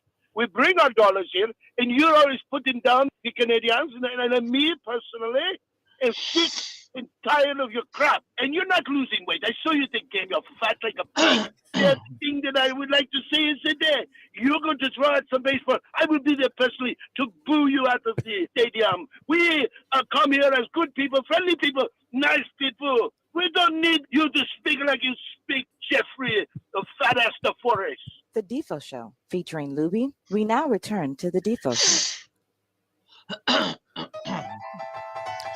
Just dusting off a couple of love letters here to the program over the years, accumulated many of those kind of sentiments. And welcome back to the show, the Hialeah Park Trivia Challenge, underway with the great Dave Gurggles Gurgely, coming to you from Miami Lakes, Florida, as Lubie and I are happy to be with you. South Florida Live. We'll continue later on with John Feinstein, and then 12 o'clock today, we're out at some really festive burger place, right? Gilbert's Burgers with the Mike Mayo lunchbox. So that's where I think Mayo shines when he shovels like one of those giant burgers that has everything on it. Yes. Are you a fan of that, Gurggles, putting like a lot of shit on a burger, you know, where it's literally like you need a jack to open your mouth so that you can put the thing in there? I eat everything plain. Nothing Makes on perfect no, sense. no condiments whatsoever. Nothing. Dry burger. Nothing. On cheese, maybe. That's it. Nothing Wonder else. Bread? On Wonder Bread or an actual bun? Well, No, whatever they put it on. I don't care All about right, all that. right. You're okay with anything. We'll be out there. Gilbert's. That's on just off 17th Street. And a nice area for restaurants all the way around there. But this is a good place. We'll be there at 12 o'clock. All right, ready to get back into the game. John Feinstein going to join us in about a half hour here. And we'll get what I think will be just, an ultimate and brilliant perspective on this Jay Monahan PGA Live Tour merger. And, I would imagine he's also pretty happy that Snyder finally sold the Washington Commanders, no? Yes, we haven't talked to him since the yeah, I mean, it's happy day, man. I bet he brought out the Edwin Hawkins singers on that one. Maybe he can even return to the press box after having his credential revoked by Snyder. So let's get right back into it. Dave Gurggles Gurgely, our next set of questions here. We have Bob, old friend Bob, found the show. And that's great. First time playing, I think, since early on. Back in the Jack Namer days, yeah. Yeah. I was going to say he's played since we did digital, but he hasn't played since we were South Florida. We were on that green screen All thing. right. That was kind of fun. Here's our next set of questions with Dave. Olympics. This coach on Decathlete, Daley Thompson, said, as a runner, Daley Thompson is excellent. As a jumper, Daley Thompson is excellent. As a thrower, he's an excellent runner and jumper. What's that? Cliff Temple, Cliff Arquette, Cliff Clavin, or quote the Raven? All right, rolling a scrambler, Mike Lubie Lubitz. Cheers reference. And it lands on Mike. You're on the Hialeah Park Trivia Challenge. Good morning, Mike. Good morning, gentlemen. Hey. Correct again. Good morning. Players are sharp. I mean, regardless of whether they, tally a qualifying total. Very sharp today on the opening question. Going for 2 points. All right, Mike. Belmont, true or false? Belmont runner Hit Show, trained by Brad Cox and ridden by Manny Franco, breaking from post 7, is owned by Gary and Mary West. The name for the horse was derived from Gary West's role as executive producer on such shows as Grey's Anatomy and The Good Doctor, both of which are hit shows. True or false? I'll go true on that. I'm going to say true. No, made that up? No, That was yeah. a good one, Gurggles. You had me. I was thinking, yeah, of course, that's the right answer. Yeah, true. Very good. All right, one going for 4. All right, baseball. In the decade of the 1990s, he was the only player to have 40 doubles by the All-Star break. Was that Edgar Martinez, Craig Biggio, Paul Molitor, or John Olerud? Oh, jeez. I should have known that one. 40 doubles by the All-Star. Biggio. Who? I would have said he said Biggio. Biggio. Edgar? Was it Edgar Martinez? Edgar Martinez. Yeah. Oh, Either Biggio or Martinez. Either Biggio. Martinez was a great hitter. People forget how good of a hitter he was.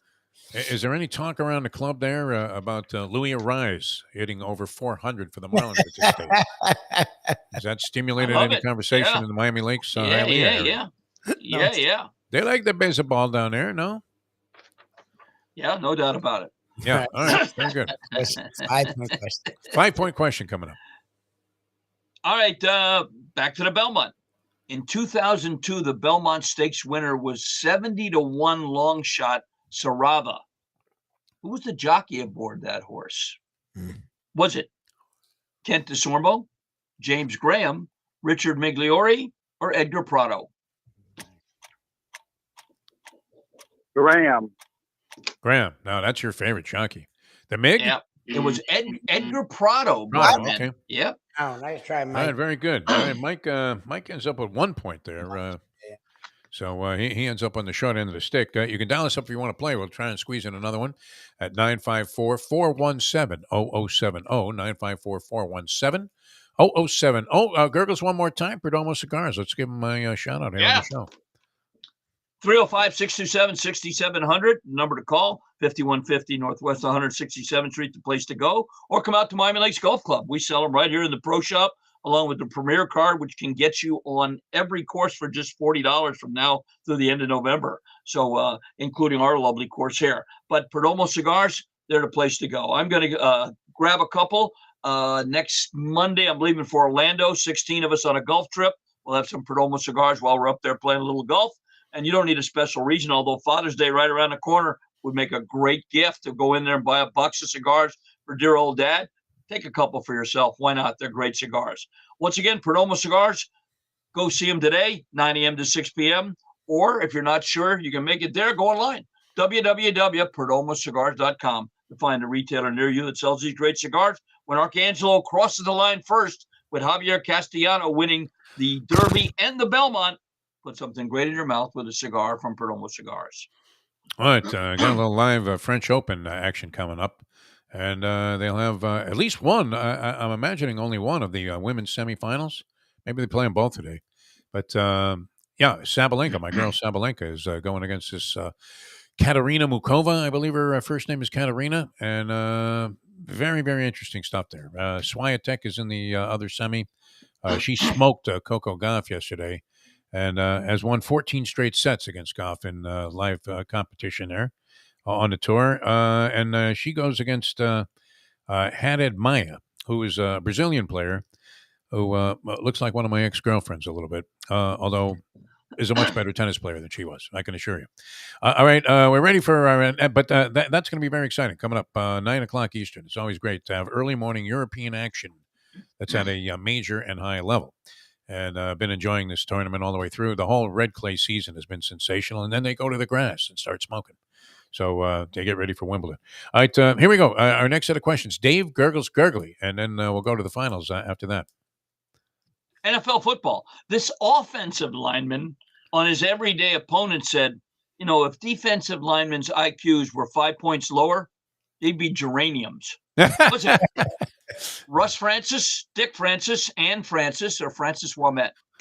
I like the Ann Francis reference worked in there. Very Honey brilliant West. on your part. Yeah. All right. Wow. All the way from the shores of New Jersey, fighting out of the blue corner, here is Lenny, the Chronic Leader. Lenny, how are you?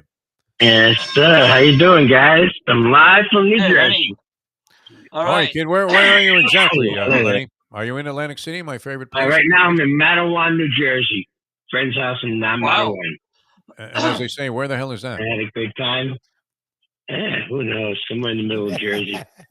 All right. You're in the game, Lenny. You have 1 point. He said, who knows? Yeah.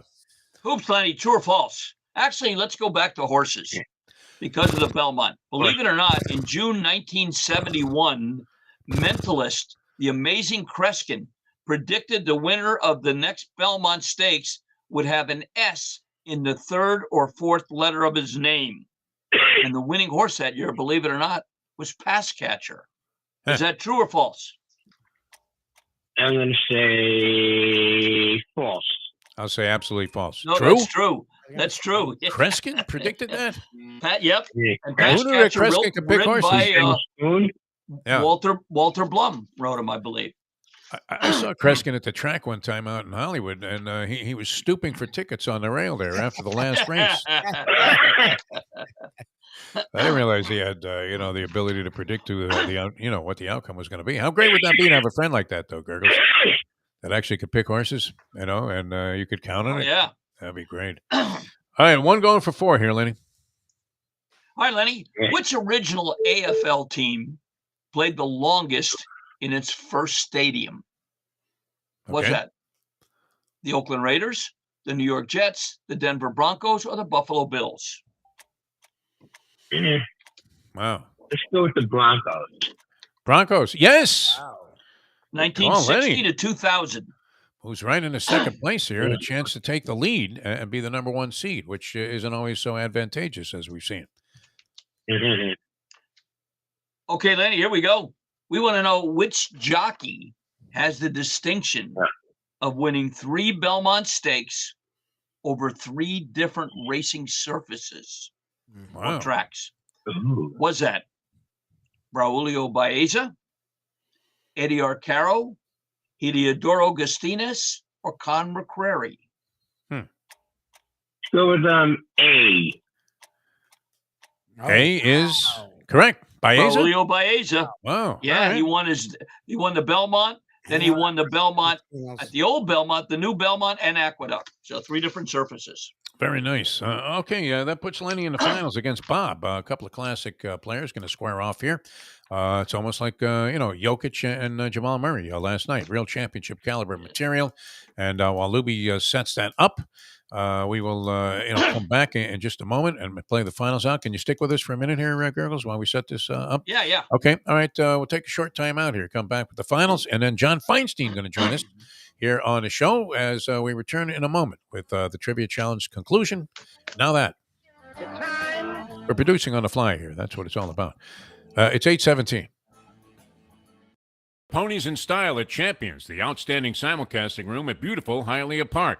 Yes, the grand old lady of thoroughbred racing has never been more vibrant, and you can wager on the races from the top tracks around the country while enjoying a cocktail at the Brass Rail Bar or any of the fine food served throughout the facility. If poker is your game, you're covered in style, and you can play all your favorite Vegas-style games, including blackjack, craps, and roulette, in Hialeah Park's sizzling hot casino. Get a player's card when you walk through the door for all kinds of generous amenities, including our favorite, free play, when you come out to the ultimate casino and entertainment destination, Hialeah Park.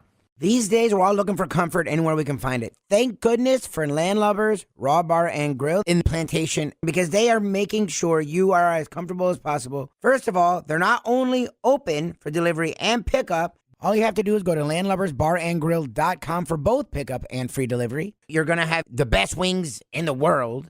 You're going to have a great burger. You're going to have their amazing soups. Again, Landlubbers, Raw Bar, and Grill. It's nice and easy. Just go to landlubbersbarandgrill.com for both your pickup and free delivery. Thank goodness for Landlubbers for making you always feel right at home. Are you looking to buy your first home? Have you been turned down for a loan? Do you need to refinance or get money out of your home?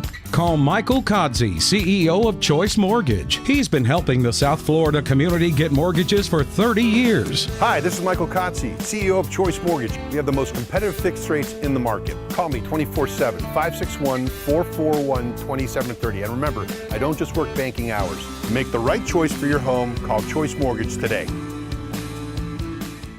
I have sinned against you, my Lord. The only way to get your morning started is with Defo, joined by Lubie, right here on The Defo Show. All right, welcome back to the show. We're going to conclude the Hialeah Park Trivia Challenge with Dave Gurggles Gurgely here. Our contestants for the finals and the championship, Bob, who has been relocated after a long hiatus there. Says he's been staying up late at night, doesn't catch the early morning version of the program. And Lenny, the Chronic, who's obviously, just by name alone, a well-established player here and has been a Chronic, but also been a big supporter and fan of the show, and we certainly appreciate his participation on the thing. So we have two real gentlemen here going to battle it out for the gift certificate. Gurgles is going to toss out a question. Guys, call out your name if you want to answer right away. If nobody does that, we'll offer multiple choice. And the first person to call out his name gets first choice. We'll go back and forth until we have a winner. Good luck, gentlemen, for the championship. This week's edition, Hialeah Park Trivia Challenge. Here's the great Dave Gurggles Gurgely. Good luck, guys. Sports. This 1970s hit show, The Superstars, featured athletes from different sports competing versus each other in sports that were not their own specialty. It was developed from an idea from whom? Oh, all right. Anybody? Here's What's multiple that? choice. Bruce Jenner, Dick Button, Jim McKay, or Rod Laver? Anybody? Bob. Who was it? Dick Button. That's what I was going to say. Yeah. Yes. Right. Nice. Wow. Button The came up figure with that. skater. He beat Lenny at his own game. Wow. That cost Al Campanis his job, you know. We've talked about it many times. Because if Campanis hadn't seen Joe Frazier fall to the bottom of the swimming pool when he dove in there on the Superstars, he never would have implied that black people weren't buoyant. Don't you believe that's where he got it from? I think I swear that cost him his job. 1,000%. 100%. Whoever thought about something like that until you saw Frazier I think dive he in got there. it from one of the officials there was Ron DeSantis' grandfather. I think he got it from him.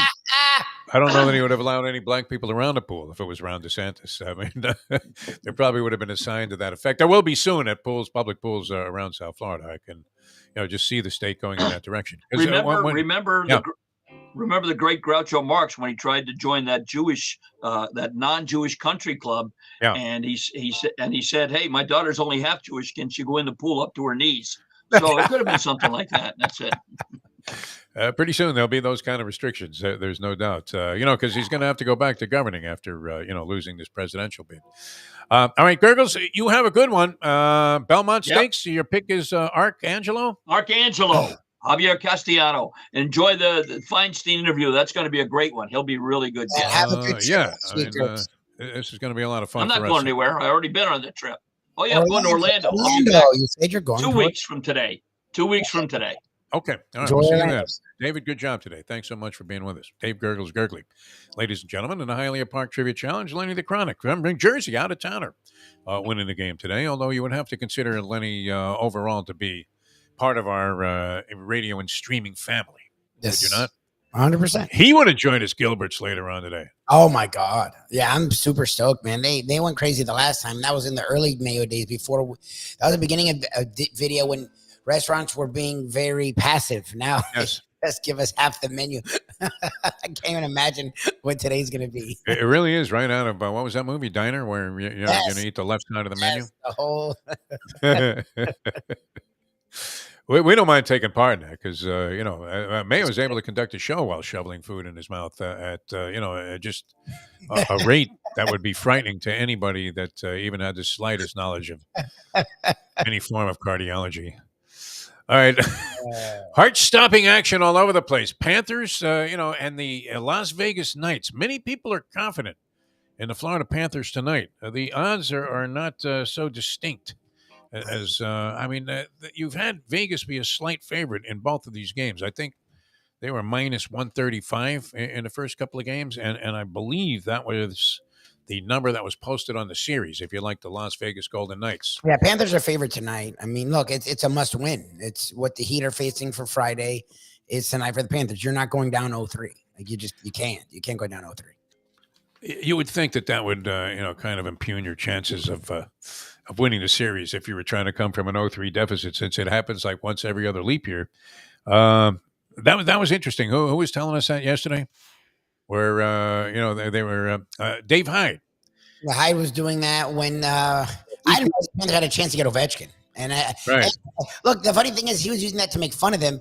I was in my mind giving the credit. I'm like, at least they saw what Ovechkin was. I mean, yes. Stupid as that franchise has been, they could see that he was worth breaking every rule known to man. The Panthers slight favorites tonight. You have to lay 120 to win 100 on the Panthers if you like them. Oh, our friend Sheldon G. I'm getting a vicarious thrill. I have to root very hard for the Panthers tonight. Yeah, come on, cats. Our friend Sheldon G. put up a picture of a ticket that he bought at the South Point Casino on social media. Oh no, we'll be. I don't know. Can we possibly? See, now this is conflicting, right? Because you want your home team to win and obviously make a series of it. Yes. And yet Sheldon G., his ticket was 20 dimes at even money on the Golden Knights. Oh, for tonight or for the series? For tonight. Yeah, I can't. I love. But if they win tonight, it's lights out, my friend. The flowers are in the punch. The party's over. It's Don Meredith time. Yeah, I rarely root against our friends, but I'm sorry. 20 dimes. I mean, which is relatively insignificant, and yet even doing that, how did all these little kids get into that game in Las Vegas? And like a big player like Sheldon G. couldn't cop tickets off, the concierge there at the South Point Casino. No idea. It's pretty interesting that how heavily interested they are. Like I get wanting to go, but geez, like your high rollers usually get first dibs. You would think. You would think, right? I mean, isn't there some conversation to the effect of, hey, Mo, can we do anything for Shelley? He's been sending it in like there's no tomorrow, man. We need this guy's action. What are we going to tell him? We don't have tickets. He's going to see little kids in the crowd. Exactly. He doesn't have an in with Wayne? I don't know. How many people really did know that Wayne Newton was still alive? I would venture very few. I mean, I didn't think he was as old as you guys think he is, but I wasn't sure if he was alive. I will admit that. I haven't heard the name Wayne Newton in freaking years. Years. They sold the Aladdin. They did something with it. It's not the Aladdin anymore, is it? I don't think so. Is there the Aladdin Hotel? Did they change that into like the Cosmo or, one of these new places that's real big there? Which I don't venture much past anymore. The one end of the strip I never go to. And I can't figure out which end it is. I guess that's the end that you're going away from downtown if you were going to walk the 6 miles to Fremont Street. But I tend to, just gravitate towards, a very small area there which begins, of course, and ends at Caesar's Palace for me. In fact, you could never leave the grounds. Have you gone more than a few days there without going outside in Las Vegas? That's another good question. I haven't. I know without even seeing the sun for a second. I know you people live in the casinos. Both times I've been there, saw the sun plenty. I did a lot of walking. Like we walked the strip a lot. Yeah, you do a little of that because you're trying to walk off, the futile feeling that you have when you're going broke 3 days in a row. You've been to the ATM machine and you're waiting for the stroke of midnight so that you can hit it again. Correct? That feeling is kind of futile there. Walking outside, I've done that. It's almost like, when the light hits you as you open the door from the casino to go outside. It's like Papillon when they finally pull the thing off, the cover off of that solitary confinement he was in. It was like, man, are you kidding me? What is this thing called light? Ensconced in more cigarette smoke than they're experiencing with these fires that are burning in Canada as the smoke drifts its way down the eastern seaboard, and they have to cancel indoor events, Lubie. You couldn't even walk outside yesterday. A Yankee game goes down to a Canadian smoke. That's pretty weird. And all kinds of smoke going about this whole Messi thing. We talked about that. John Feinstein going to join us now. Have you seen a complete softening of opinion from the anti-Live Tour people? Oh, in 24 hours? What is the financial? This must be some kind of windfall. Yeah. The big fear, I guess, was like in Major League Baseball, where the PGA. Can you imagine? They've been masquerading as this charitable nonprofit organization forever, and the last thing they wanted was some kind of litigation. I would imagine the Saudis and Greg Norman and all these people that were behind the Live Tour were well aware of this. No, Phil. What was Phil telling other golfers? Hey, listen, they're going down. You may as well join us and take the money. And now, do these other guys feel like fools that they didn't do it? Or do they feel some sense of American pride that they stuck to and were loyal? Tiger Woods is no clown when it comes to figuring out how to get his hands on cash, is he? I know he doesn't need it, but that's always a baffling question and perplexing question, isn't it, Lubie? Why do rich people feel the need to acquire more riches? How much money do you need to get out the door? That's our thing. Look, the PGA may be operating. I don't know. I struggle to see that they couldn't get through. I don't understand where they would have needed this money. I'm hoping Feinstein can answer some more questions because he's covered the sport. He's called a golf, I think, because he does a lot of stuff with CBS Sports. He's written on it for years. He's written books about it. So I would think that Feinstein's a good person to go to and ask, is this necessity or is this greed? And both the implication today, after yesterday's outrage by everybody, virtually, including us, which, we don't have, a financial stake in this, obviously. Our life doesn't depend on whether there is or isn't a PGA Tour or what inroads the Live Tour would have made to taking away some of their luster. And maybe, and where's the corporate outrage on this from sponsors? They have nothing to say about any of this. Literally, Lubie. And the softening seems to be. I'm just reading this subhead here on the thing with Rory McIlroy in the Post. It says McIlroy, perhaps the most outspoken critic of the Live Golf and the PGA Tour's biggest defender, said he felt like a sacrificial lamb and is not happy about the planned merger. But, and that's the key word in sports, is it not, or any argument? But he understands why it had to happen. Which I don't accept, what would be the most obvious thing that you would think of, that the last thing on earth they ever wanted to have uncovered is what the hell they've been doing with all this money to begin with, the PGA Tour. And if they were in litigation with the Live Tour and they were trying to defend themselves in antitrust implications and assertions and indictments, they would have to show what's been going on. And perhaps, as with FIFA, there might be some fugazi math. What do you think, Lubie?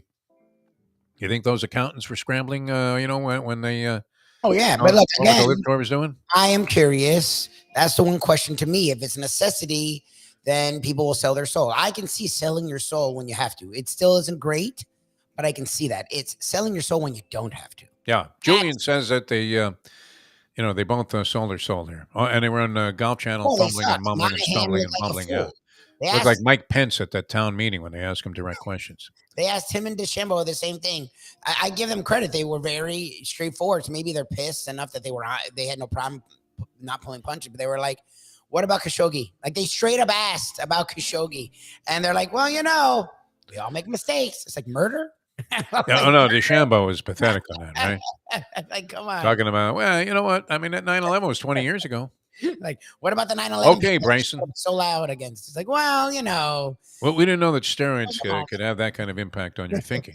We thought it only, had implications about the body. All right, so John Feinstein going to join us in just a couple of minutes. Looking very much forward to hearing. He was the first guy we thought of when we heard about this, merger, which came out of nowhere. And that was the other thing.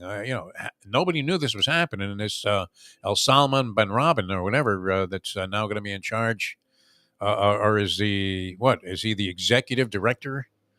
Although I don't know exactly what this guy's role is going to be. The guy from the public investment fund or the private investment fund, public. I'd like to get my hands on some of that, though. That would be great. Saudi blood money. I mean, is it leaving just a blood stain on Jay Moynihan's reputation? And have you ever been sold out to that extent before? I have. I would imagine some people have by somebody that you had faith in and trust in, where they just completely sell you out, and you're blindsided by it, and you say to yourself, Mike, how could that possibly have happened to me? What did I do? Maybe many of the PGA players might have felt that way. All right, John's going to join us in a sec as we come back in a moment. Now that it's 8:33. Ponies in Style at Champions, the outstanding simulcasting room at beautiful Hialeah Park. Yes, the grand old lady of thoroughbred racing has never been more vibrant, and you can wager on the races from the top tracks around the country while enjoying a cocktail at the Brass Rail Bar or any of the fine food served throughout the facility. If poker is your game, you're covered in style, and you can play all your favorite Vegas-style games, including blackjack, craps, and roulette, in Hialeah Park's sizzling hot casino. Get a player's card when you walk through the door for all kinds of generous amenities, including our favorite, free play, when you come out to the ultimate casino and entertainment destination, Hialeah Park. These days, we're all looking for comfort anywhere we can find it. Thank goodness for Landlubbers Raw Bar and Grill in Plantation, because they are making sure you are as comfortable as possible. First of all, they're not only open for delivery and pickup. All you have to do is go to landlubbersbarandgrill.com for both pickup and free delivery. You're going to have the best wings in the world. You're going to have a great burger. You're going to have their amazing soups. Again, Landlubbers, Raw Bar and Grill. It's nice and easy. Just go to landlubbersbarandgrill.com for both your pickup and free delivery. Thank goodness for Landlubbers for making you always feel right at home. Are you looking to buy your first home? Have you been turned down for a loan? Do you need to refinance or get money out of your home? Call Michael Kodsey, CEO of Choice Mortgage. He's been helping the South Florida community get mortgages for 30 years. Hi, this is Michael Kodsey, CEO of Choice Mortgage. We have the most competitive fixed rates in the market. Call me 24/7, 561-441-2730. And remember, I don't just work banking hours. To make the right choice for your home, call Choice Mortgage today. Not stupid. We're smart. We want respect. That's why we bring on gentlemen like this to add a dose of intellect to an otherwise bozoic show. I'm Jeff DeForest. He's Mike Lubie. It's 940 wins, 1230 The Zone around the world on the iHeartRadio app. This gentleman authored so much brilliance when it comes to the sporting world. We welcome to the show John Feinstein. First of all, how are you, John? What aren't you doing? We may as well get into your projects here right away because you keep busy, my friend. Well, good morning, Jeff. Good morning, Lubie. It's good to talk to you guys. Thank you for having me on. And if I'm bringing a dose of intellect to the show, you really are in trouble. I will say that. I can assure you that's a fact, my friend. The best way to kick off your day is with Defo plus Lubie. We now return to the Defo Show. Fake news. That's something that we've had to contend with. It certainly became a very popular concept when a certain orange-haired and complexioned gentleman was president of the United States, possibly in a return to that position, as horrifying as that thought might be to many of us. But nonetheless, and that would be, I guess, another presidential first, where a president was actually doing time while being in office on house arrest, White House arrest. That'll be another new thing that we generate here in the future soon. But we welcome to the program a guy, and rarely are we blindsided by anything. You'll see things, where various celebrities supposedly have died. And, you go online and look that up, and it turns out to be a hoax, and they lock up your computer for a while, and, you have to shut it off and go to all kinds of extent to try and get it back on track. Steve Harvey, I guess, was the latest one, right? Where they said that he had died.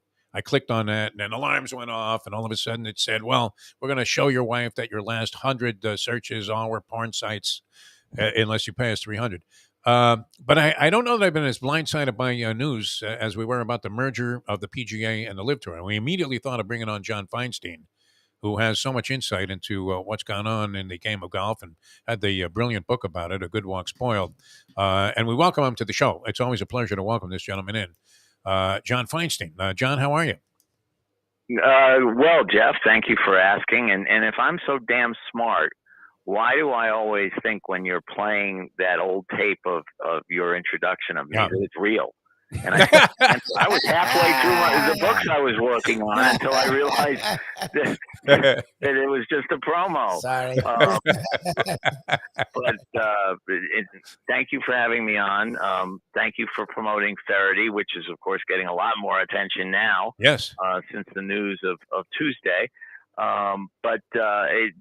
You're right. We did all get blindsided, and all the players on the tour got blindsided. I mean, that's what's amazing. Supposedly Jay Monahan works for the players, and he went off and made this deal, and then said, "Oh, by the way, guys, I made this deal." I sent Rory McIlroy a text last night because you saw his press conference, and he was very diplomatic about it, and well, it'll be good for golf eventually, and I'm resigned to it. And very diplomatic word. And I said, someday I want to buy you a really nice bottle of wine. He's a big wine drinker, and find out what you really think about this, because that's not what he really thinks about this. Well, there's so many things in play here. I mean, many of which have their roots in pure and unadulterated evil, according to most of the people that are using any kind of rationale and looking at what the Live Tour was all about. I was viewing these guys as blood-sucking scabs, and while I don't have any particular resentment against any individual player, look, that's their business, and if they want to sell their soul, I mean, certainly many of us have had to face decisions like that, and at this point, with Lubie and I, if the Sheik came over and said, I'd like to buy your streaming channel, we might consider it, even for a couple of bucks. Good point. Yeah.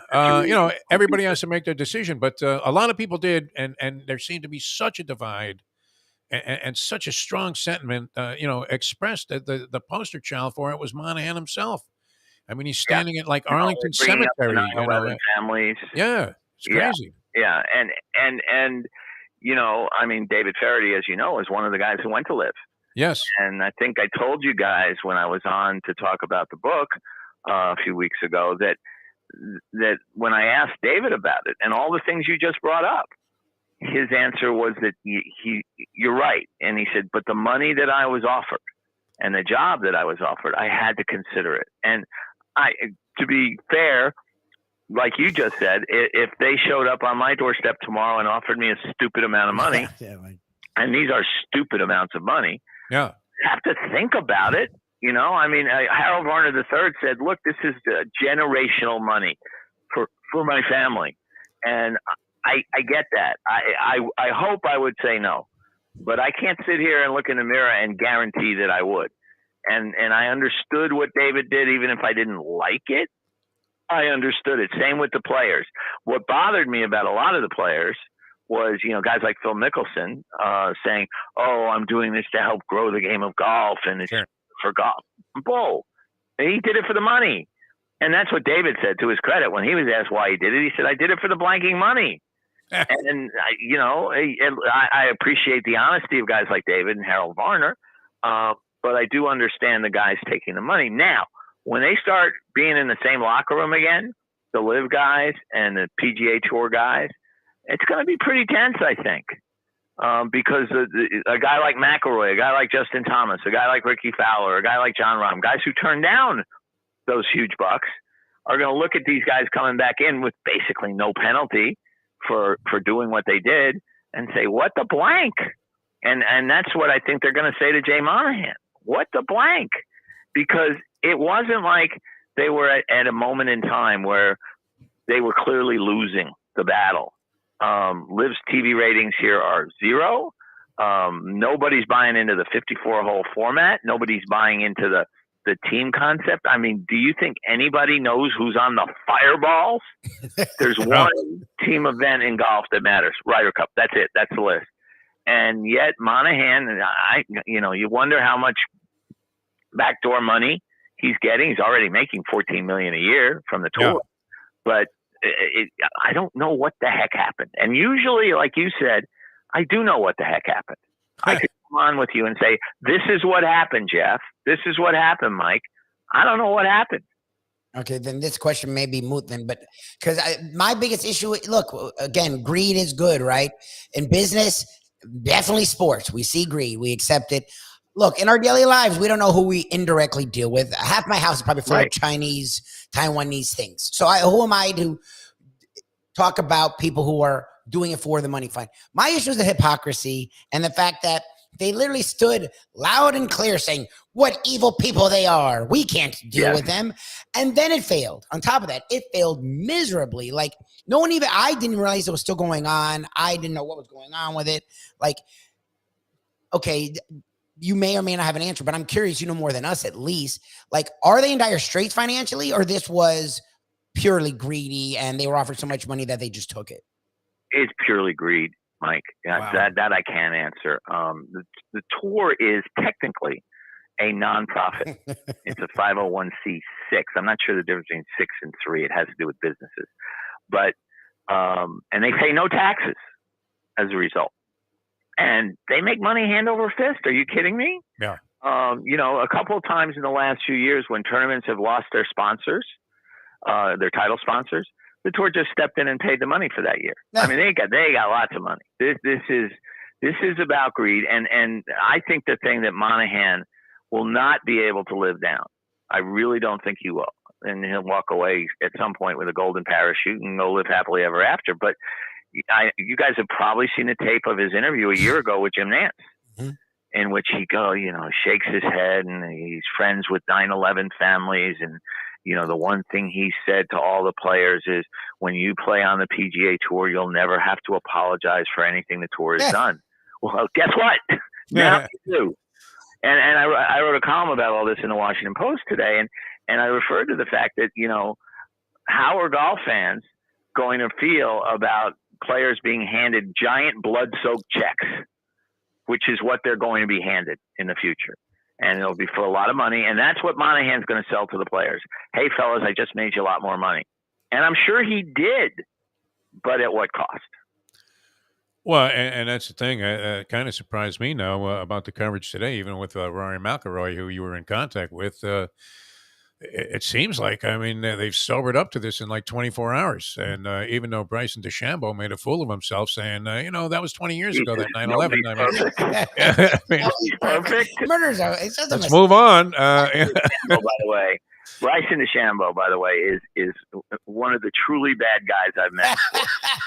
He really is. Eclipsing Dan Snyder? Truly good guy. He'd probably love to work for Dan Snyder. Maybe he'll wear a Snyder logo on his shirt at some point. But you're right though, Jeff. And remember, a lot of these guys already went to live, took the money, and even the guys who didn't, they're golfers, they're professional athletes. They want to play their sport. They want to make the money. And it's not like they're going to boycott or something.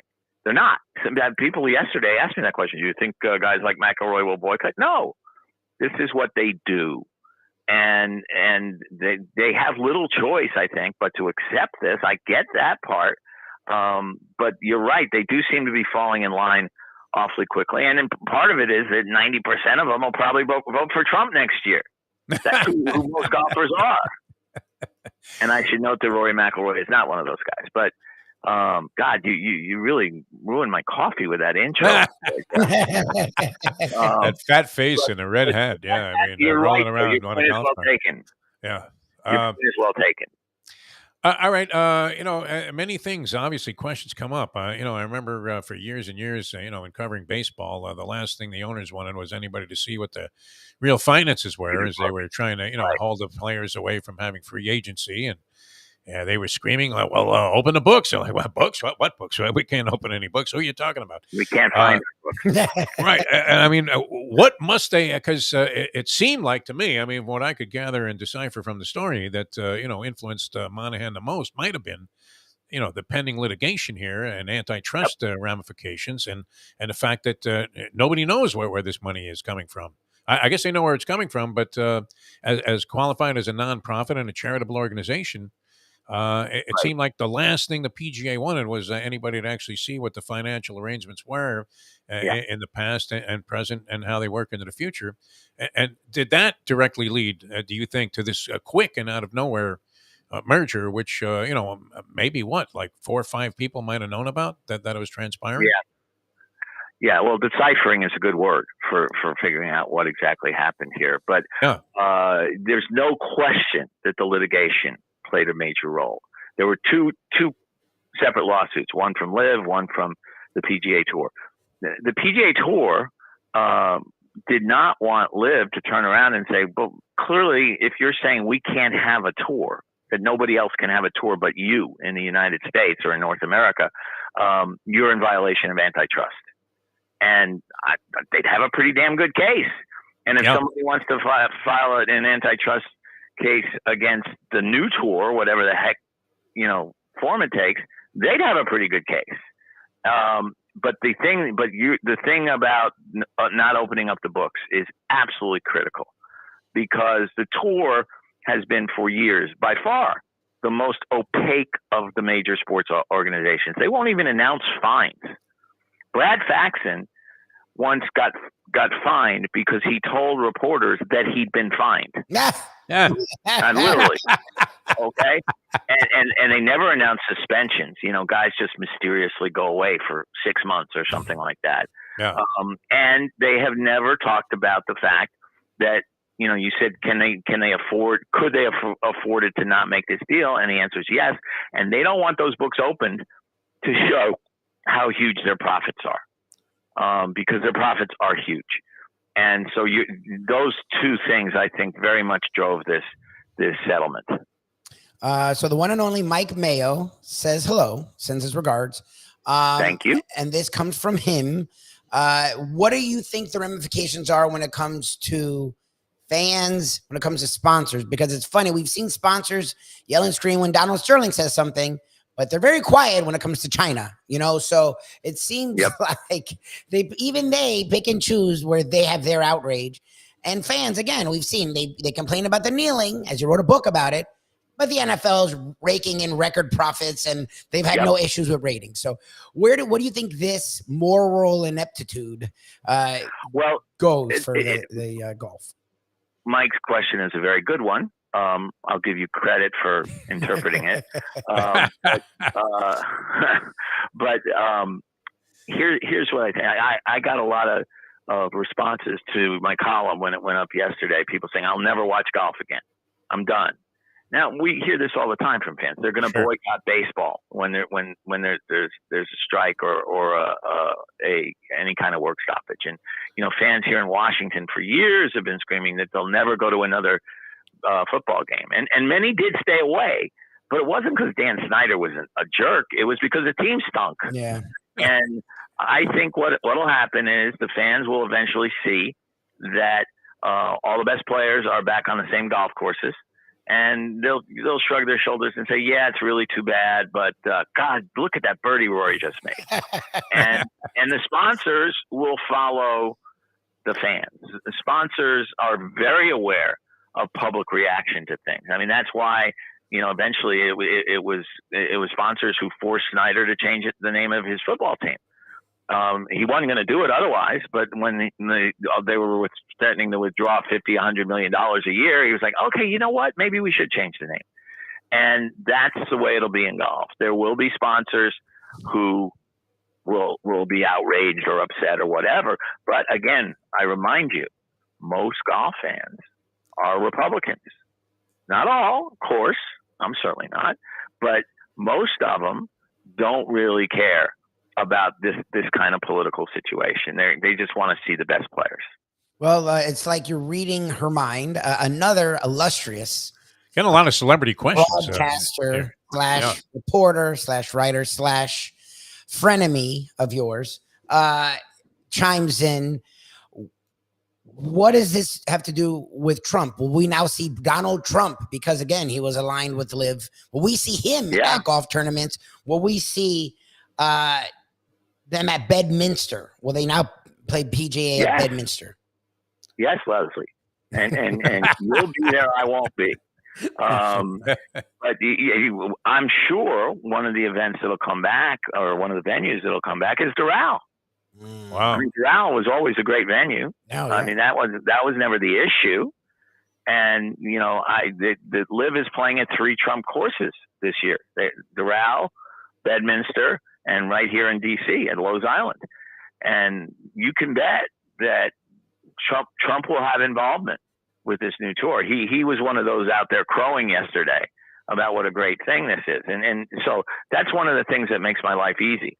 If Donald Trump says something is good, then I know it's bad. And the point being that you bet Trump will be involved. I mean, he won't he's been the lead guy. And when the tournaments were played at his golf courses, he's been the lead guy in the Pro-Am, as in the first guy to tee off. Yeah. And he's been marching around the golf course. In fact, when the event was here in DC, the Washington Post wanted to send someone from their national staff to cover the whole Trump aspect of the tournament. And the Post was denied a credential. Only golf writers were, quote unquote, allowed into the tournament. Wow. So I wish I had applied as a national reporter so that I could say, hey, I got denied a credential. But that's sort of that's part of this is and I had to write the words. One of the winners in all this is Donald Trump yesterday, and my hands are still shaking. Painful. My hands are still shaking. Wow! But, did you write that in red ink? I hope. I've always said fake news is a myth, and I believe that what I write has to be true, whether people agree or disagree. I'm with you on that, John. I mean, the hideous image right away that popped up when I saw this was that fat face and the red cap, which certain people should not wear baseball caps. Would you agree with that? Certain people should not go out in public. And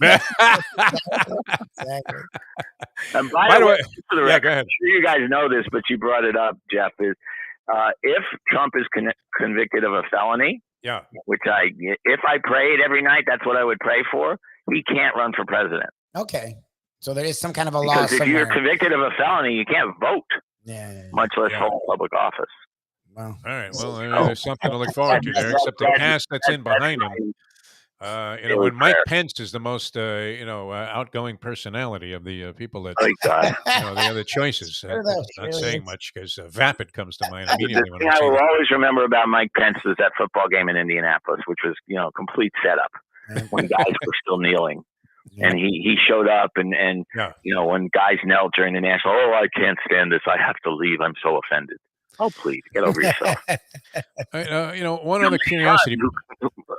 Just one quick thing. My son controls the Twitter feed and tells me, no politics, no politics, no politics. He's going to beat the hell out of me today. And yet you can't avoid it with this because there's so many different elements of the story. Yeah. Now, what will be the influence of the Saudis? I mean, how much will we see of that in the new, way that the PGA is going to be run? Well, the commissioner of golf right now is Mohammed bin Salman. He's the commissioner of golf. Oh, really? There you go. Sending, Monahan will still get his titles and his money, but the guy who's basically in charge is Mohammed bin Salman. They are the only sponsor of the PGA Tour going forward, unless they decide to allow another sponsor for the tour. Wow. The new chairman of the PGA Tour Policy Board is a Saudi, the guy who's in charge of the Live Tour right now. And you can say, well, the tour will still have the majority. Now, if he wants something and the players don't want it, who do you think is going to win that? Yeah. So the tour, golf is now being run, men's golf is now being run by the Saudis. Period. End of sentence. Where's Greg Norman end up in all of this? That's a good question. Because he's been very quiet, which is not like Greg. And I wonder if he was told, do not gloat.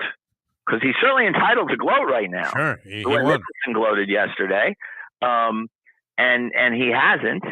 And I wonder if he was told, we don't want you gloating because we want you to still be part of this. And if you gloat and piss people off, then we might have to get rid of you. There have been rumors that they were going to get rid of him anyway.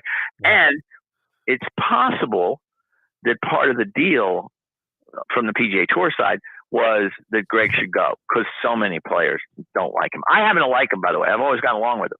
He's always been good to me. And I'm one of those people, I judge people by the way they treat me, and I hope people judge me by the way I treat them. But he's not popular among the players. Let's put it that way. We weren't big fans of the way it ended with Chris Everett. I mean, after she schlepped all over that pretty open course. I've only had a crush on Chris Everett since I was 14. Yeah. So anybody who does something bad to her is on my bad list. Yeah, I mean, it just seemed to end so abruptly after she literally was following him in the wind. I mean, it looked like a scene out of a Dickens novel, that tournament. Yeah. Well, I was at the Masters when he played there when they were married, and they were sitting at a table in the grill. And literally holding hands throughout lunch. Wow. And I was like, well, I hope this works out because I thought Andy Mill was a great guy. Yes. And, when Chris went through her cancer treatments, the person who took her to the treatments every day was her ex-husband, Andy Mill. Right. Yeah, I saw that. All right. A quick word on Faraday. I know you have many things on the plate today. The book is out, and Faraday, obviously, a very engaging character. I thought his interview show was outstanding, one of the best that's ever been presented in sports. Yeah, and one of the reasons David left NBC for Live, besides the money, obviously, was that Golf Channel had canceled the show. Golf Channel has nosedived in the last few years financially. And David's show was expensive to produce because they traveled a lot and things like that. But it was the best show ever on the Golf Channel. And then non-golf people watched it, and 3.3 presidents were on it. Obama, Bush 2, who am I forgetting? Trump was the 0.3. Oh, yeah. Obama, Bush 2. Oh, and Bill Clinton, who I got to interview for the book, by the way. Oh, very nice. He was one of the first people. Yeah, he was great. But he was one of the first people to call David after David's son passed away to try to comfort him. That's who Bill Clinton is, and that's who David is in the sense that people rushed to try to be at his side after an event that nobody can help you with. I mean, you can't get over that, and he hasn't. But David is a unique character. Unique's an overused word in sports. It means one of a kind. And there's no one like David Faraday. There's nobody who's had the life experience, both for good and bad, as like David Faraday. And there's nobody funnier than David Faraday. I mean, he is so quick, and that's why was beloved on the air when he went to work for CBS and then later NBC, because no one who followed golf had ever heard someone with that kind of humor and insight. And then I think I said this to you guys. Tiger Woods liked him. Yeah. Tiger Woods doesn't like anybody. So working with him on this book was fascinating because of who he is. But it was also it was a great experience as a reporter because David pulled no punches. There was no subject, including the death of his son, in which he said, I just can't talk about that, or I don't want to talk about that. He talked about his drinking. He talked about his addiction to cocaine back in the 90s. He talked about his horrible first marriage. He talked about how he completely flunked out of rehab when he went, that he left after 12 days because he said his line is, if I didn't leave, I think they would have killed me. Now, whether that's true or not doesn't matter, but that's the way he felt. And his wife, Anita, was wonderful. And she gave me the line that kind of sums up David. On their first date, which was a setup, David showed up drunk. And when they sat down at the table, David took a straw leaned across the table and drained Anita's drink. At which point Anita stood up and said, "I'm sorry, I just have to go." And David, when he realized later how he behaved, was horrified.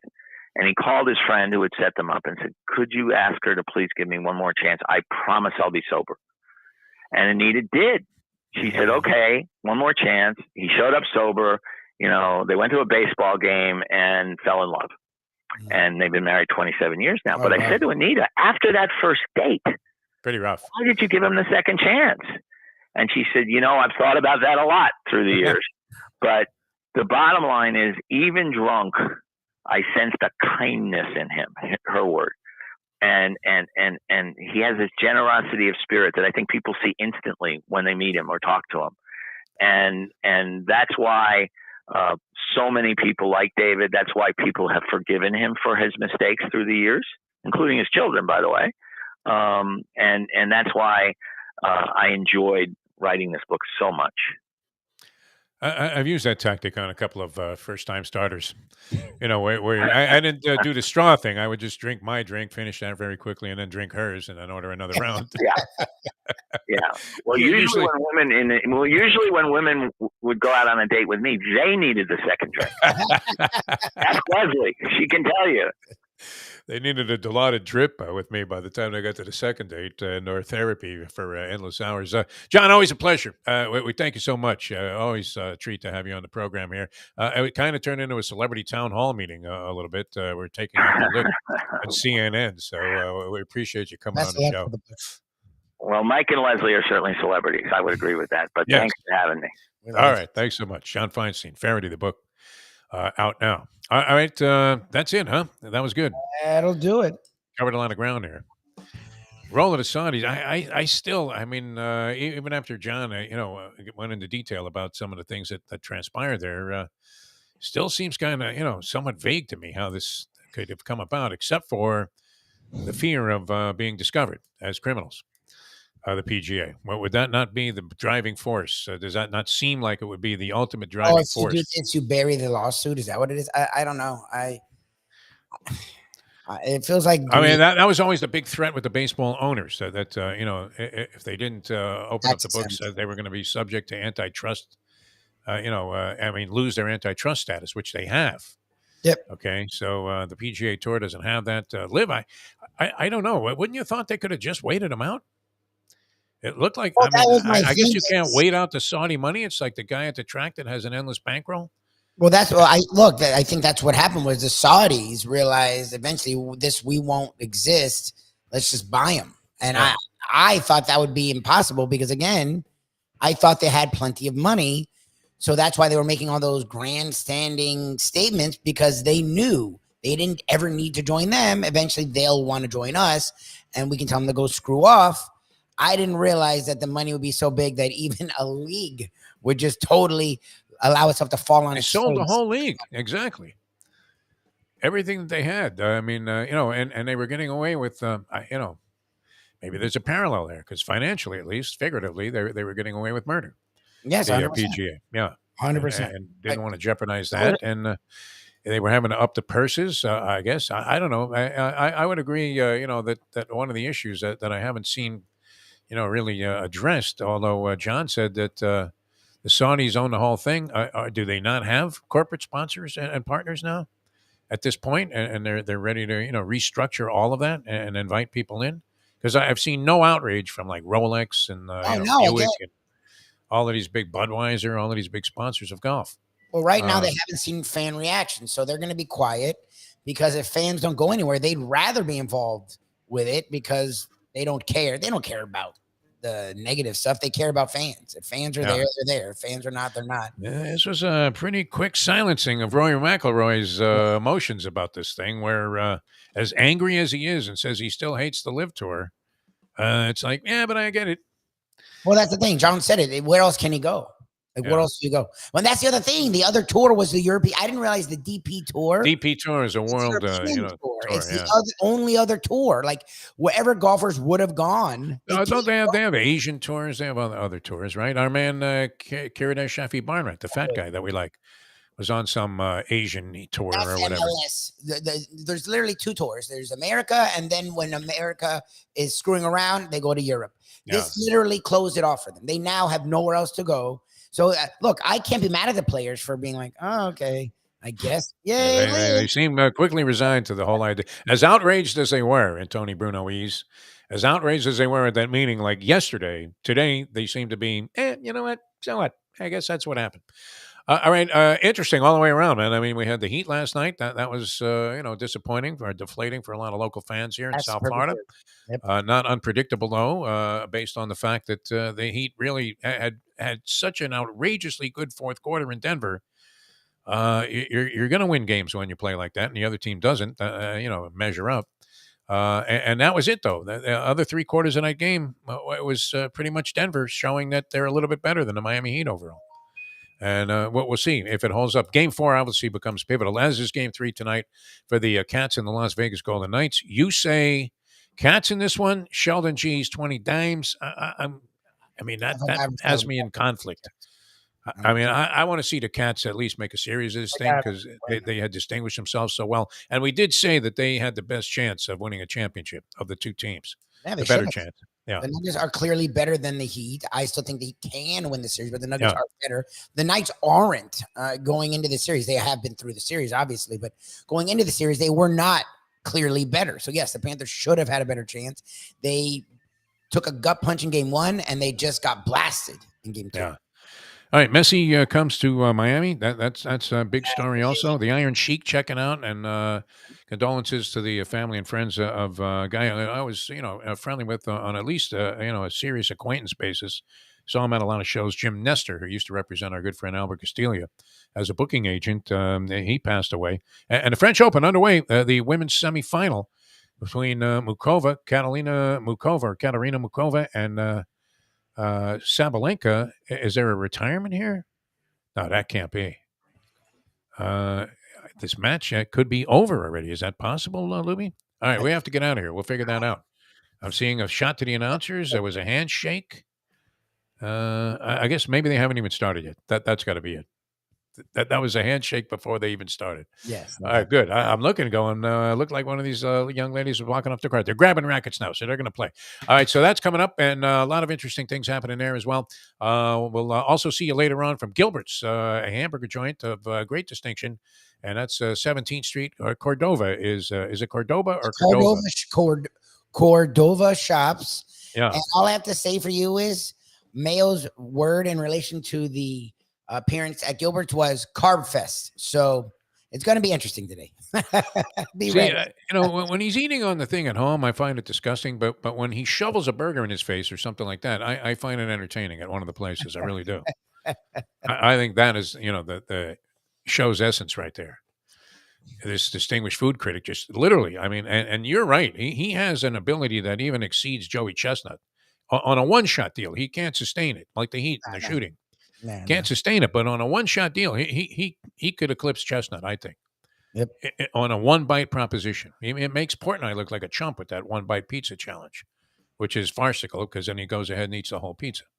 All right, we'll see you there at 12 o'clock today.